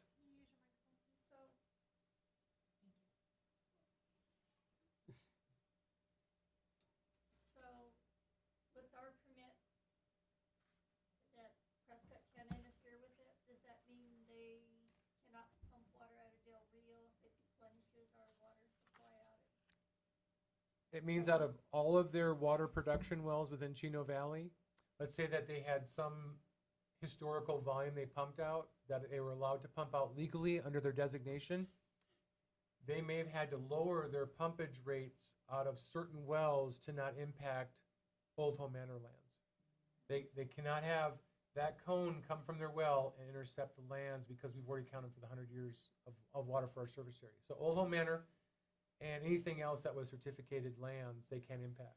But Old Home Manor is a big property. Well, I'm talking about at Del Rio, that one well they have out there that they want to eventually run a pipeline down and get water out. They can't do it today. That's a well field. That's against the law. They were allowed to get their wells and their water distribution system before there was a groundwater management code of 1980. You cannot create a well field. Every new service area well that Prescott is allowed to drill and want to bring onto their service area has to be within 660 feet of their water lines. And if it's a new service area well, they have to do a well spacing, well impact analysis. They can't impact other well owners. Even exempt well owners, they can't impact unless they get approval from the well owner. So they can't impact our wells or exempt well owners. So that's the process. But they can't go out to Del Rio and bring that well online. They cannot do it. Now, Big Chino, they're allowed under state law to import water just as we are from the Big Chino. But if the Del Rio well is in the AMA, can't do it. Did I answer your question? Okay. Okay, here's some projects the town, just from that planning perspective. I know we don't have things set in a formal strategic water resources plan. Our new integrated water master plan is in the works. And we haven't had one in history, so this will be our first, which is great. But it has not stopped us from moving forward. So right now, we're finishing up a brand new physical availability determination for Wineglass Ranch. And originally, we had one issued in 2008. We went to renew it for that 10-year period in 2017, but the department required they would not renew it or extend it. They said you have to use a new groundwater model, which we're now using. It's a Northern Arizona Regional Groundwater Flow Model, and we have invested time and money in that, and we're about this close to finishing that project. So that's one aspect. We're trying to lock up 1,835 acre-feet per year for 100 years out at Wineglass. Is that the one where they want more hydraulic heads measured? Yes. The new model? Yes. Just so you know that project, all the costs for that project, we shared with the Nature Conservancy. It was a 50-50 cost share project, which was awesome. So we saved, they contributed $75,000 to that project. You may ask yourself, why? Well, they wanted to have a DWR approved Northern Arizona Regional Groundwater Flow Model to run their own scenarios of what could happen out in the Big Chino and the Upper Verde River. We were going to do it anyway for this permit, so we found that partnership opportunity, and it worked out great. We had a 50-50 cost share. So there's an opportunity. We had parallel. We both needed a model, and we worked together. So that was a really great partnership, and it still is. So when we get our permit completed, we'll then provide the model to them. They can then start writing their scenarios. Also, another step is once the DWR model is approved and we now have a DWR state recognized model, we are using that model right now to finish up mitigation work showing where and how much reclaimed water would be required to mitigate any and all pumping out at the Wineglass Ranch. Again, our goal is not to impact the Upper Verde River and maybe even sustain the Upper Verde River. So we've gone as far as we can right now. We've identified some potential lands where we can recharge and you can actually mitigate. But that report is waiting for our previous permit for the pad water to finish for Wineglass, so we have a DWR approved model, and then we can finish this report. But whatever adjustments are needed in that finishing up of that model would then be adjusted here. But we are still moving forward, and I think that we're really far in this leadership role in resource manning in the Prescott AMA that we've, from the very get-go, have said we're going to mitigate.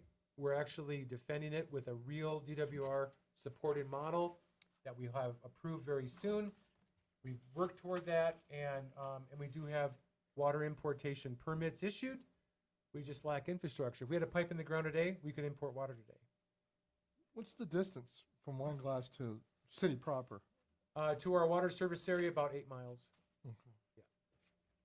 So do you have to buy land that the pipe's gonna go across? Some of that could be utility easements that would be established, or it could be existing easements such as State Route 89, or existing right-of-ways the county owns. There's a lot of roadways out in the county there, and or the rail line would be potentially another right-of-way or utility easement that could be established. Goal is to use existing right-of-ways or utility easements, or establish utility easement that already exists and utilize that same path if it's feasible. Is there any kind of even close guesstimate on what the cost might be?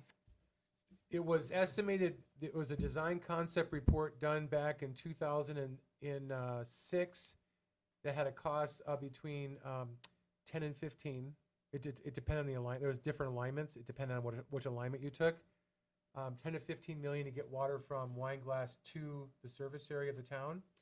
And then again, that then based how much we need to spend, how much water would cost from there to sell to developments, that $45,000. Again, things have changed today. Those costs are probably up, probably. Yeah. Yeah. So, 2006? That's like in the olden days. well, the housing boom, I will tell you that in the housing boom, there was a shortage of materials for construction. The costs were going up then too. Oh, I want to say, there was some questions brought up about conservation plans. I got to try and rush through these because we hadn't had enough time for questions. So just want to let you know that right now we're moving forward with I'll call it a drought response plan. You can call it a water curtailment plan. But right now we're going to be developing that for another IGA, intergovernmental agreement between the city of Prescott and the town of Chino Valley for what's called an emergency interconnect. So the city of Prescott has water infrastructure that is right adjacent to our water infrastructure. Should, let's say, that our Bright Star well gets struck by lightning and be down for 3 days, we want to have an emergency interconnect with the city of Prescott. But at the same time, we don't want to impact their service area, especially in the middle of July.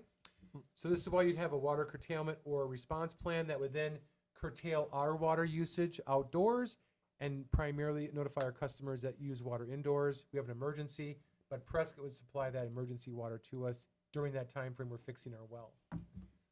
Again, I mentioned earlier that we're now a large water provider. That means we have certain additional requirements, which I've already mentioned.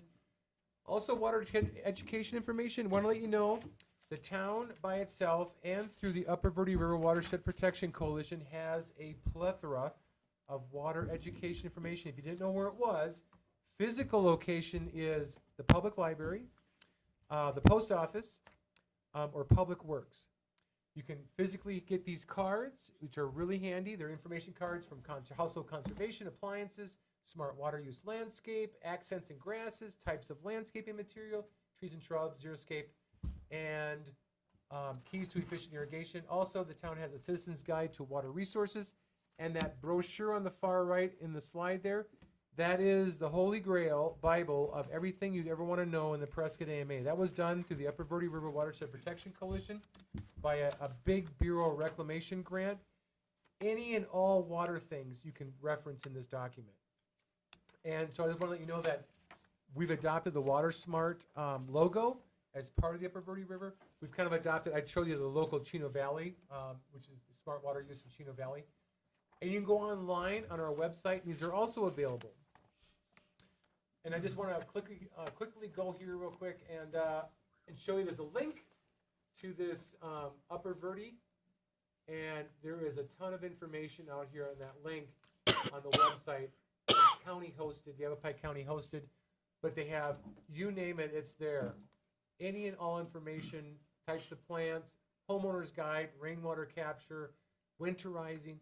There's even more there. So I just want to let you know that if you go to type in Water Smart or Upper Verde River Watershed Protection Coalition or Upper Verde River Coalition or Yavapai Water Smart, it'll take you here. There's a lot of good information that we've all adopted regionally. The town also has UDO guidance and ordinances. The town has a water ordinance, which has specific guidelines and requirements. We also have a plumbing code, which is part of that water efficiency. We already mentioned how we got more efficient through time. The AMA also has the 5th management plan, which just recently came out. We have to follow guidance as a municipal provider, such as loss unaccounted for water, gallons per capita per day, best management practices, and conservation, and has water strategies. We made it.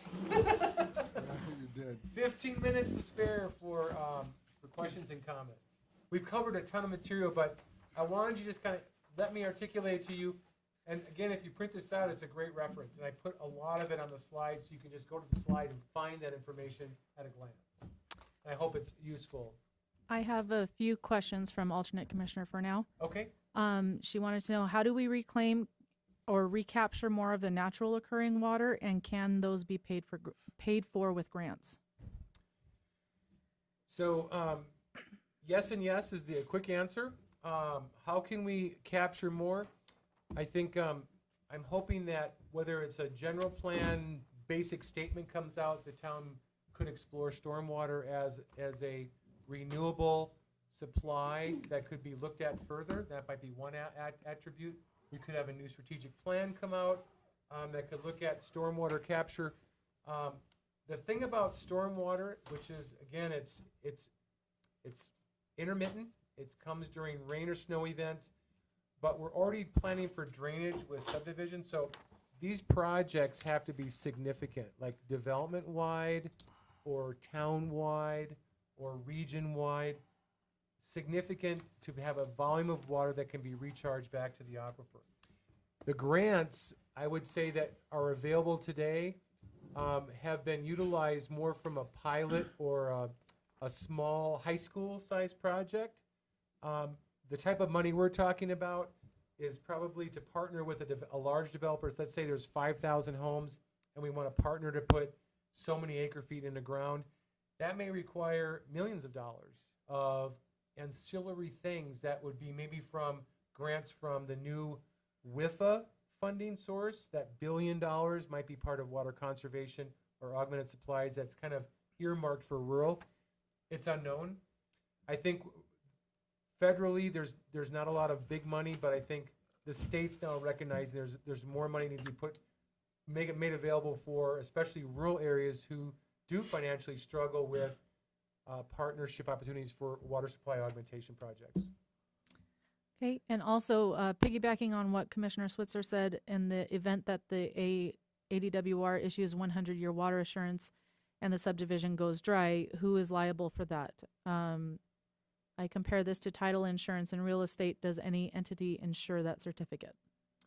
So, again, the town does not issue certificates. The governing body that reviews follows their laws. It's the state of Arizona Department of Water Resources. So, ultimately, again, I'm not an attorney. I'm not going to pretend to know who's potentially liable, but the town is required by law to have subdivisions get a certificate of assured water in Chino Valley, or an assured water supply that meets laws of the Prescott Active Management Area. If they fulfill that by the state of Arizona, and we approve their development, and suddenly something happens 20 years, 80 years out, it's really the state has permitted that assured water supply. And if it's a water-related issue, we rely on the state to manage that. We don't own it. It's a state resource that's managed by the state of Arizona, by its department. So I don't know who would have legal standing, who's liable. That's an attorney question, a water attorney question. But if we permitted it, we potentially could be looked at as, well, you permitted it, but we relied on the state for the assured water supply, right? So it's a partnership that we rely on the state. And if they obtain their certificate, then we say, well, you've met that requirement. We're going to go ahead and approve this subdivision. And that hasn't been tested to date. Like you said, there hasn't been anyone who's run dry. No. So to date, there has been no court battles that we could say who would or wouldn't. Hypothetical. Yeah. And nor, once a certificate is issued, I'm not aware of any certificates ever being revoked. And or I'm not, rescinded. I wasn't looking at it from a legal standpoint. No, I knew that. Or I was just looking at it as What do we do? the town's fiduciary responsibility kind of goes beyond what the state requires. So the state's given the certificate, but we're seeing it not happen. It's not getting guaranteed. Isn't the town's responsibility to, I don't know how to phrase this, but I think what you're alluding may or may not approve projects, even though the state's approving it, we know this isn't going to happen.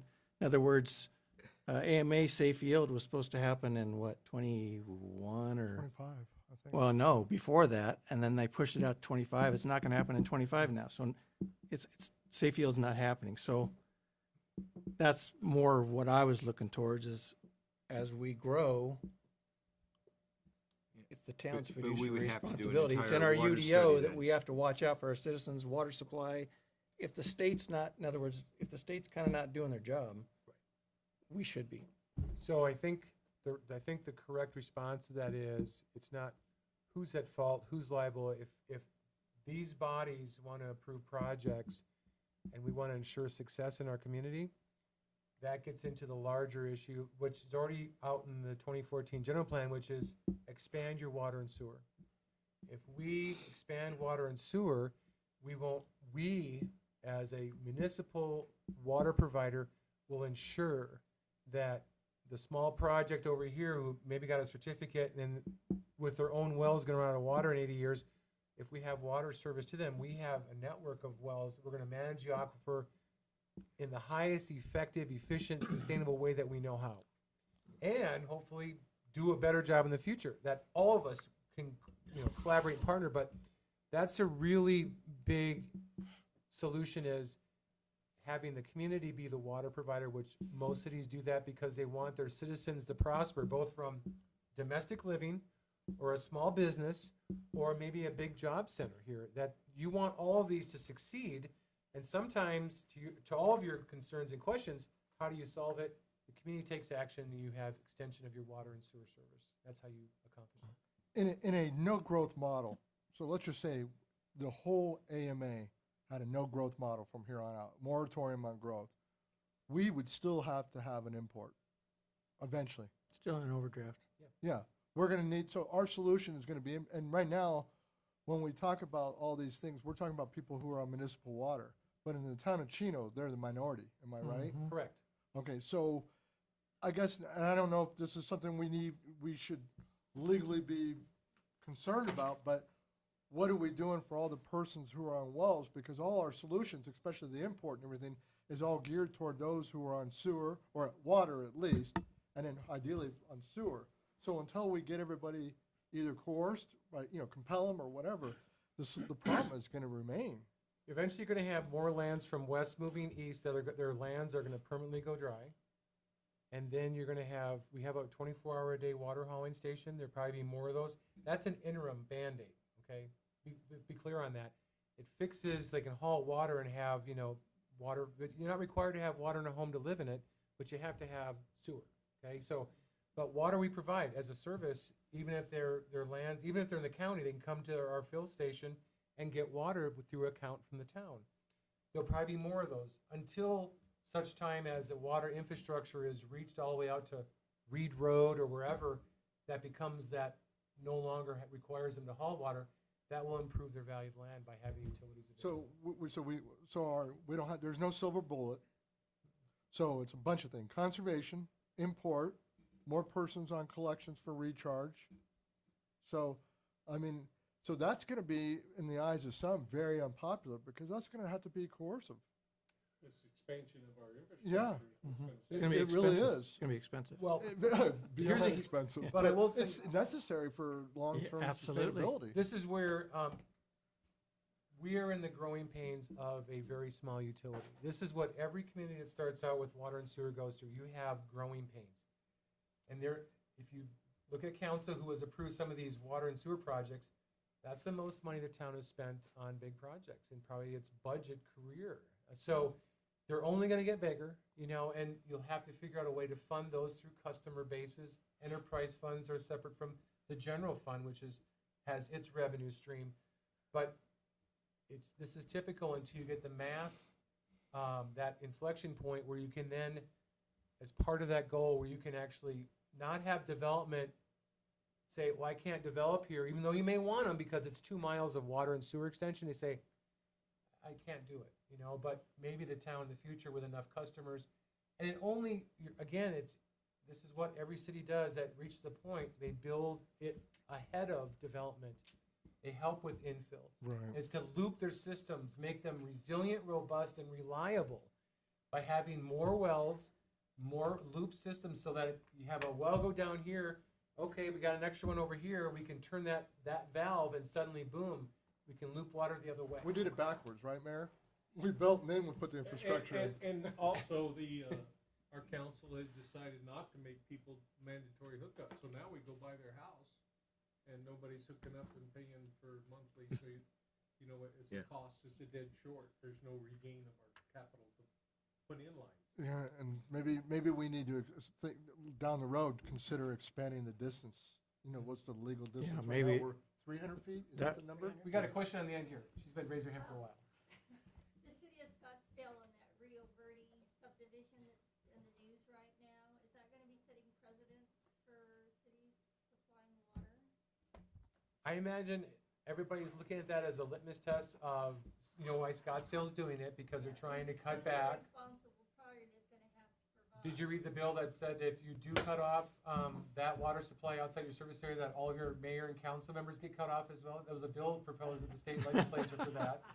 I don't think it's gonna be heard in committee, but it is being watched. There'll be I guarantee there'll be a solution. Nobody wants, even if they're, while the town has its corporate boundary, people who live just outside the corporate boundary of the community still come into Chino. They still are, I'll say they're residents.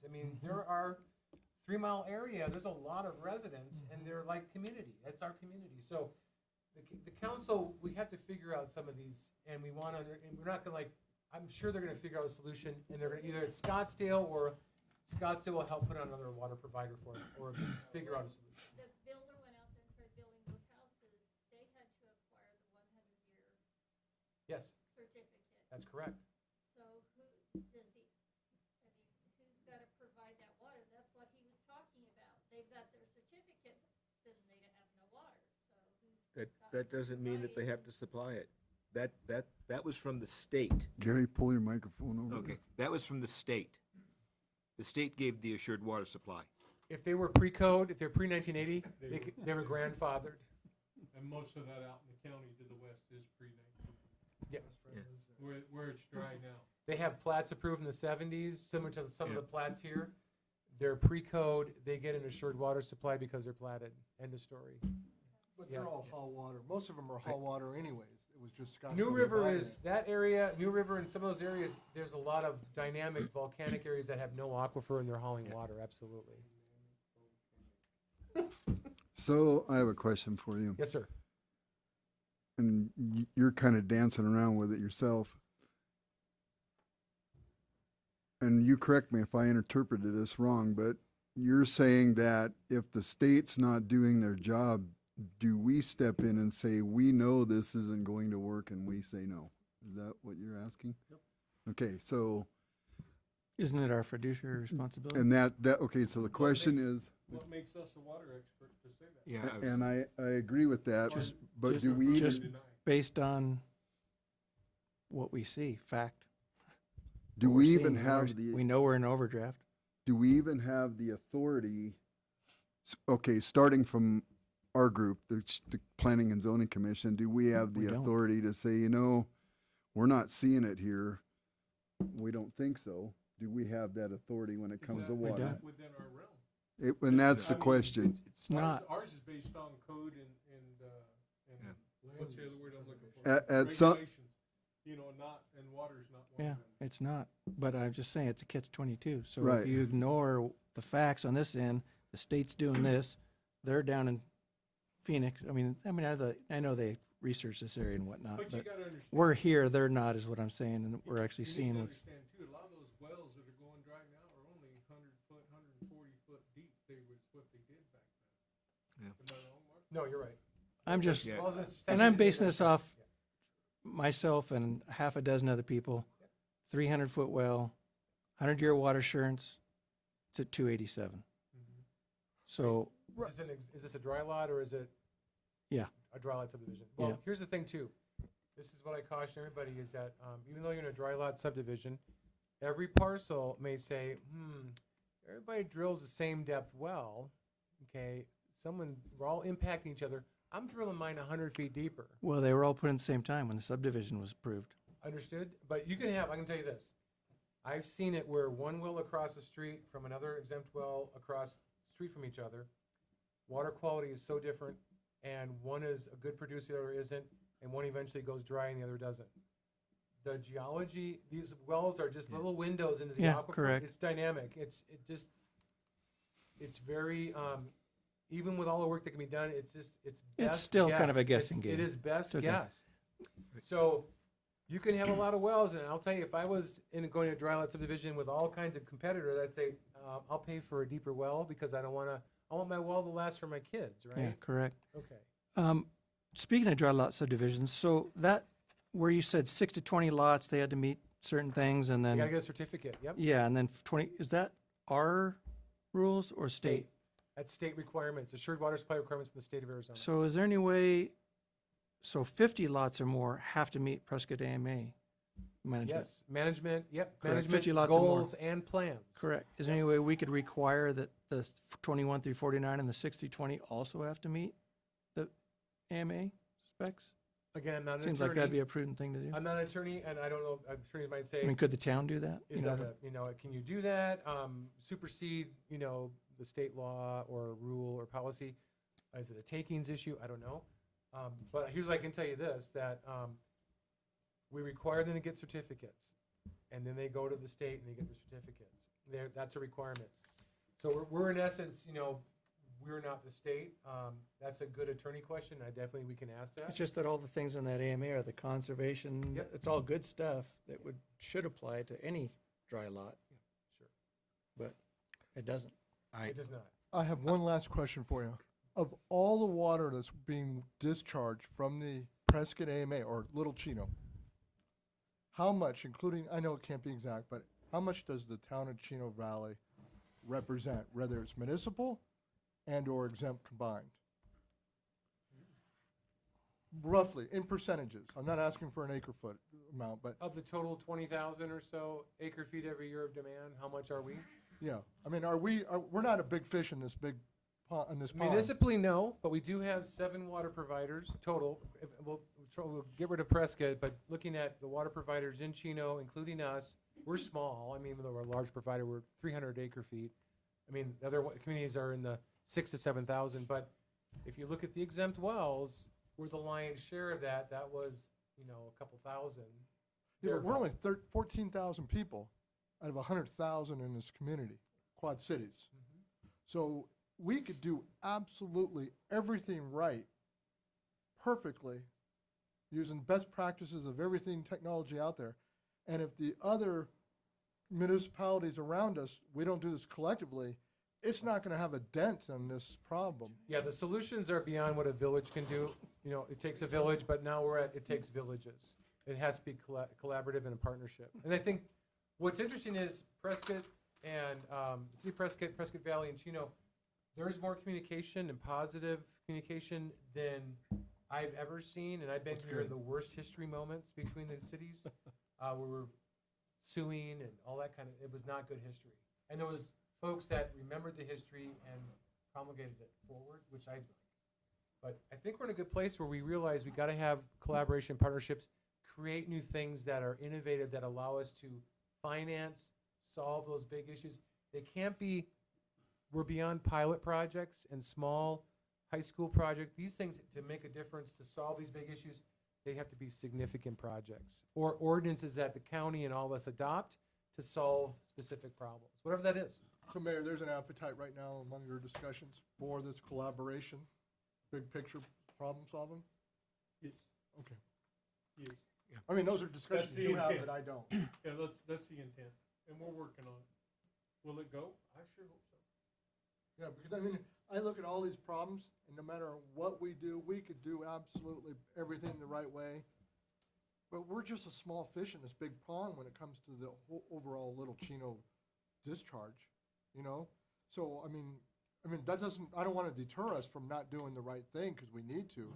But I don't think that, just us alone is going to solve this problem. So, I mean, that's why I always hear zero growth, zero growth, zero growth. And I Prescott don't think that resolves anything. and Prescott Valley have different ideas. I mean, we're not collaborations there, but I mean, They have different growth ideas. They have their own municipal agenda. agendas, Yeah. And it seems like that the exempt well community, gets a finger pointed at it a lot, but there ain't that many of us compared to how many people live in Prescott Valley and Prescott, and they all use dang near as much water as an exempt well does. And they probably use more per capita. I get the recharge thing, I understand that, but pointing a finger at one of the smallest groups of people that are using water seems like a backwards way to get to where we need to go. I'm a well owner, and probably most everybody in here is a well owner. I am. The fact of the matter is, you look at that map right there on the wall and it's dang near empty. And you look at other parts of this county and it's jam-packed full of people. And so there's where the water consumption issues arise, is in the places that have the most people, not what water supply infrastructure they're using. I but would the like to people. ask one question before we adjourn, and it's more for the mayor and the council.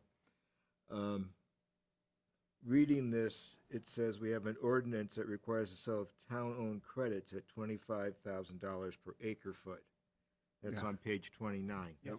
And then later on page 62, they talk about the HIA being sold at 45, and again by ordinance.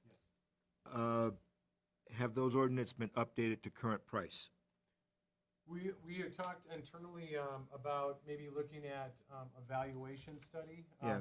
The market, crashed, and we kept it there. We never lowered the price. Right. And I think right now, the last credits that sold were, I think, $320. So Oh, could we adjust it? I think we could reevaluate and look at what those last few purchases were. Yeah. We buy them for $240. We sell them for $250 a credit.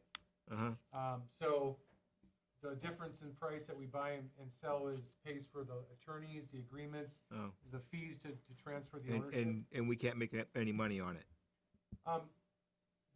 But we can always discuss as a valuation, are they $300 a credit? The 30,000 from 25 to 30,000 a credit? We've talked about probably something we should look at, just to make sure that we're at the Just value. if we increase it and say we're gonna use the money that we make to extend the sewer and water. And I was in Prescott Valley when Prescott Valley went from everybody had septic to everybody went on sewer. Yep. And it was not, do you wanna buy in? It's, you're buying in. Yeah, you didn't have a choice, or they were gonna Same shut the thing- town Same thing off. with us in the east side. of Right, town. and I think the town ought to just say by ordinance, when when the water and sewer go by, you tap in. Yeah, I Have a think nice day. That it solves the exempt well. If everybody has a well and that's all good and they're using that reasonable amount, if we have sewer there, well, at least we're getting back a percent Right. of that.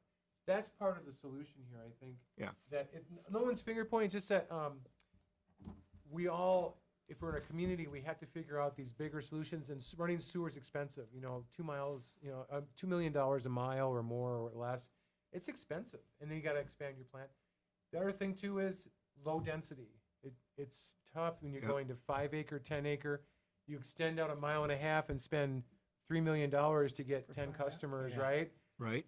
But those are things we're going to have to cross as a community discussions about where we're extending and why, and then maybe we go to the higher density leapfrog, and we go by the low density, and then maybe there'll be certain requirements in time that To get tie that water in. back and better manage the aquifer. We'll let you come to the zoning meetings on the high density stuff. Absolutely.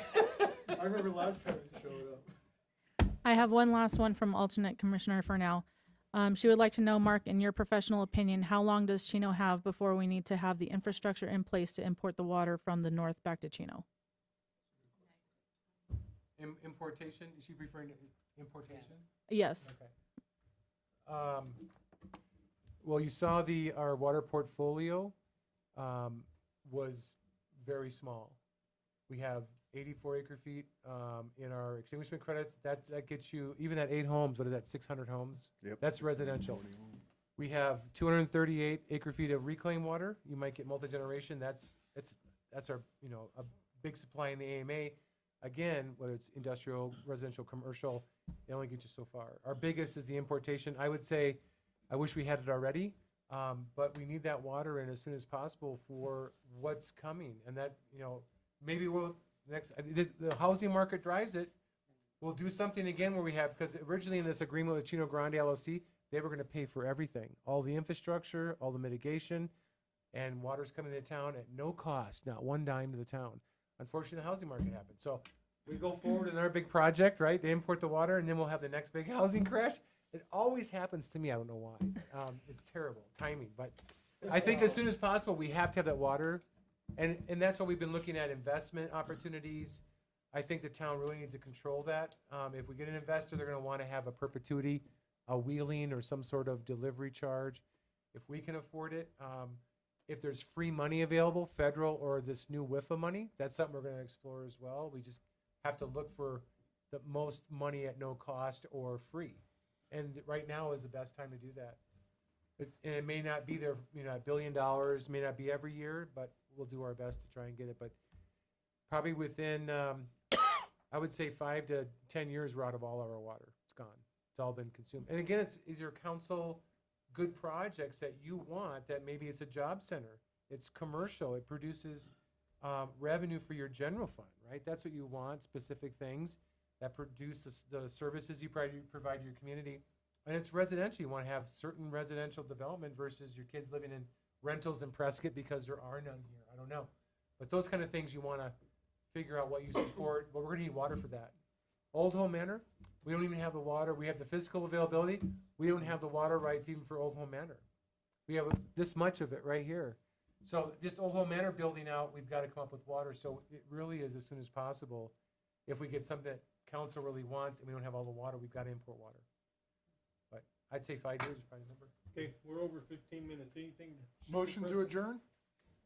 Yeah, or we can just adjourn. Okay, just adjourn. We're adjourned. Thank you, gentlemen and ladies. Ukraine. Yeah. They got time. I haven't got to go in the other room. You're gonna beat me up later, I love it. Nope. Do SVB Bank. Banking. Nosy. Thanks for your time. You know what, you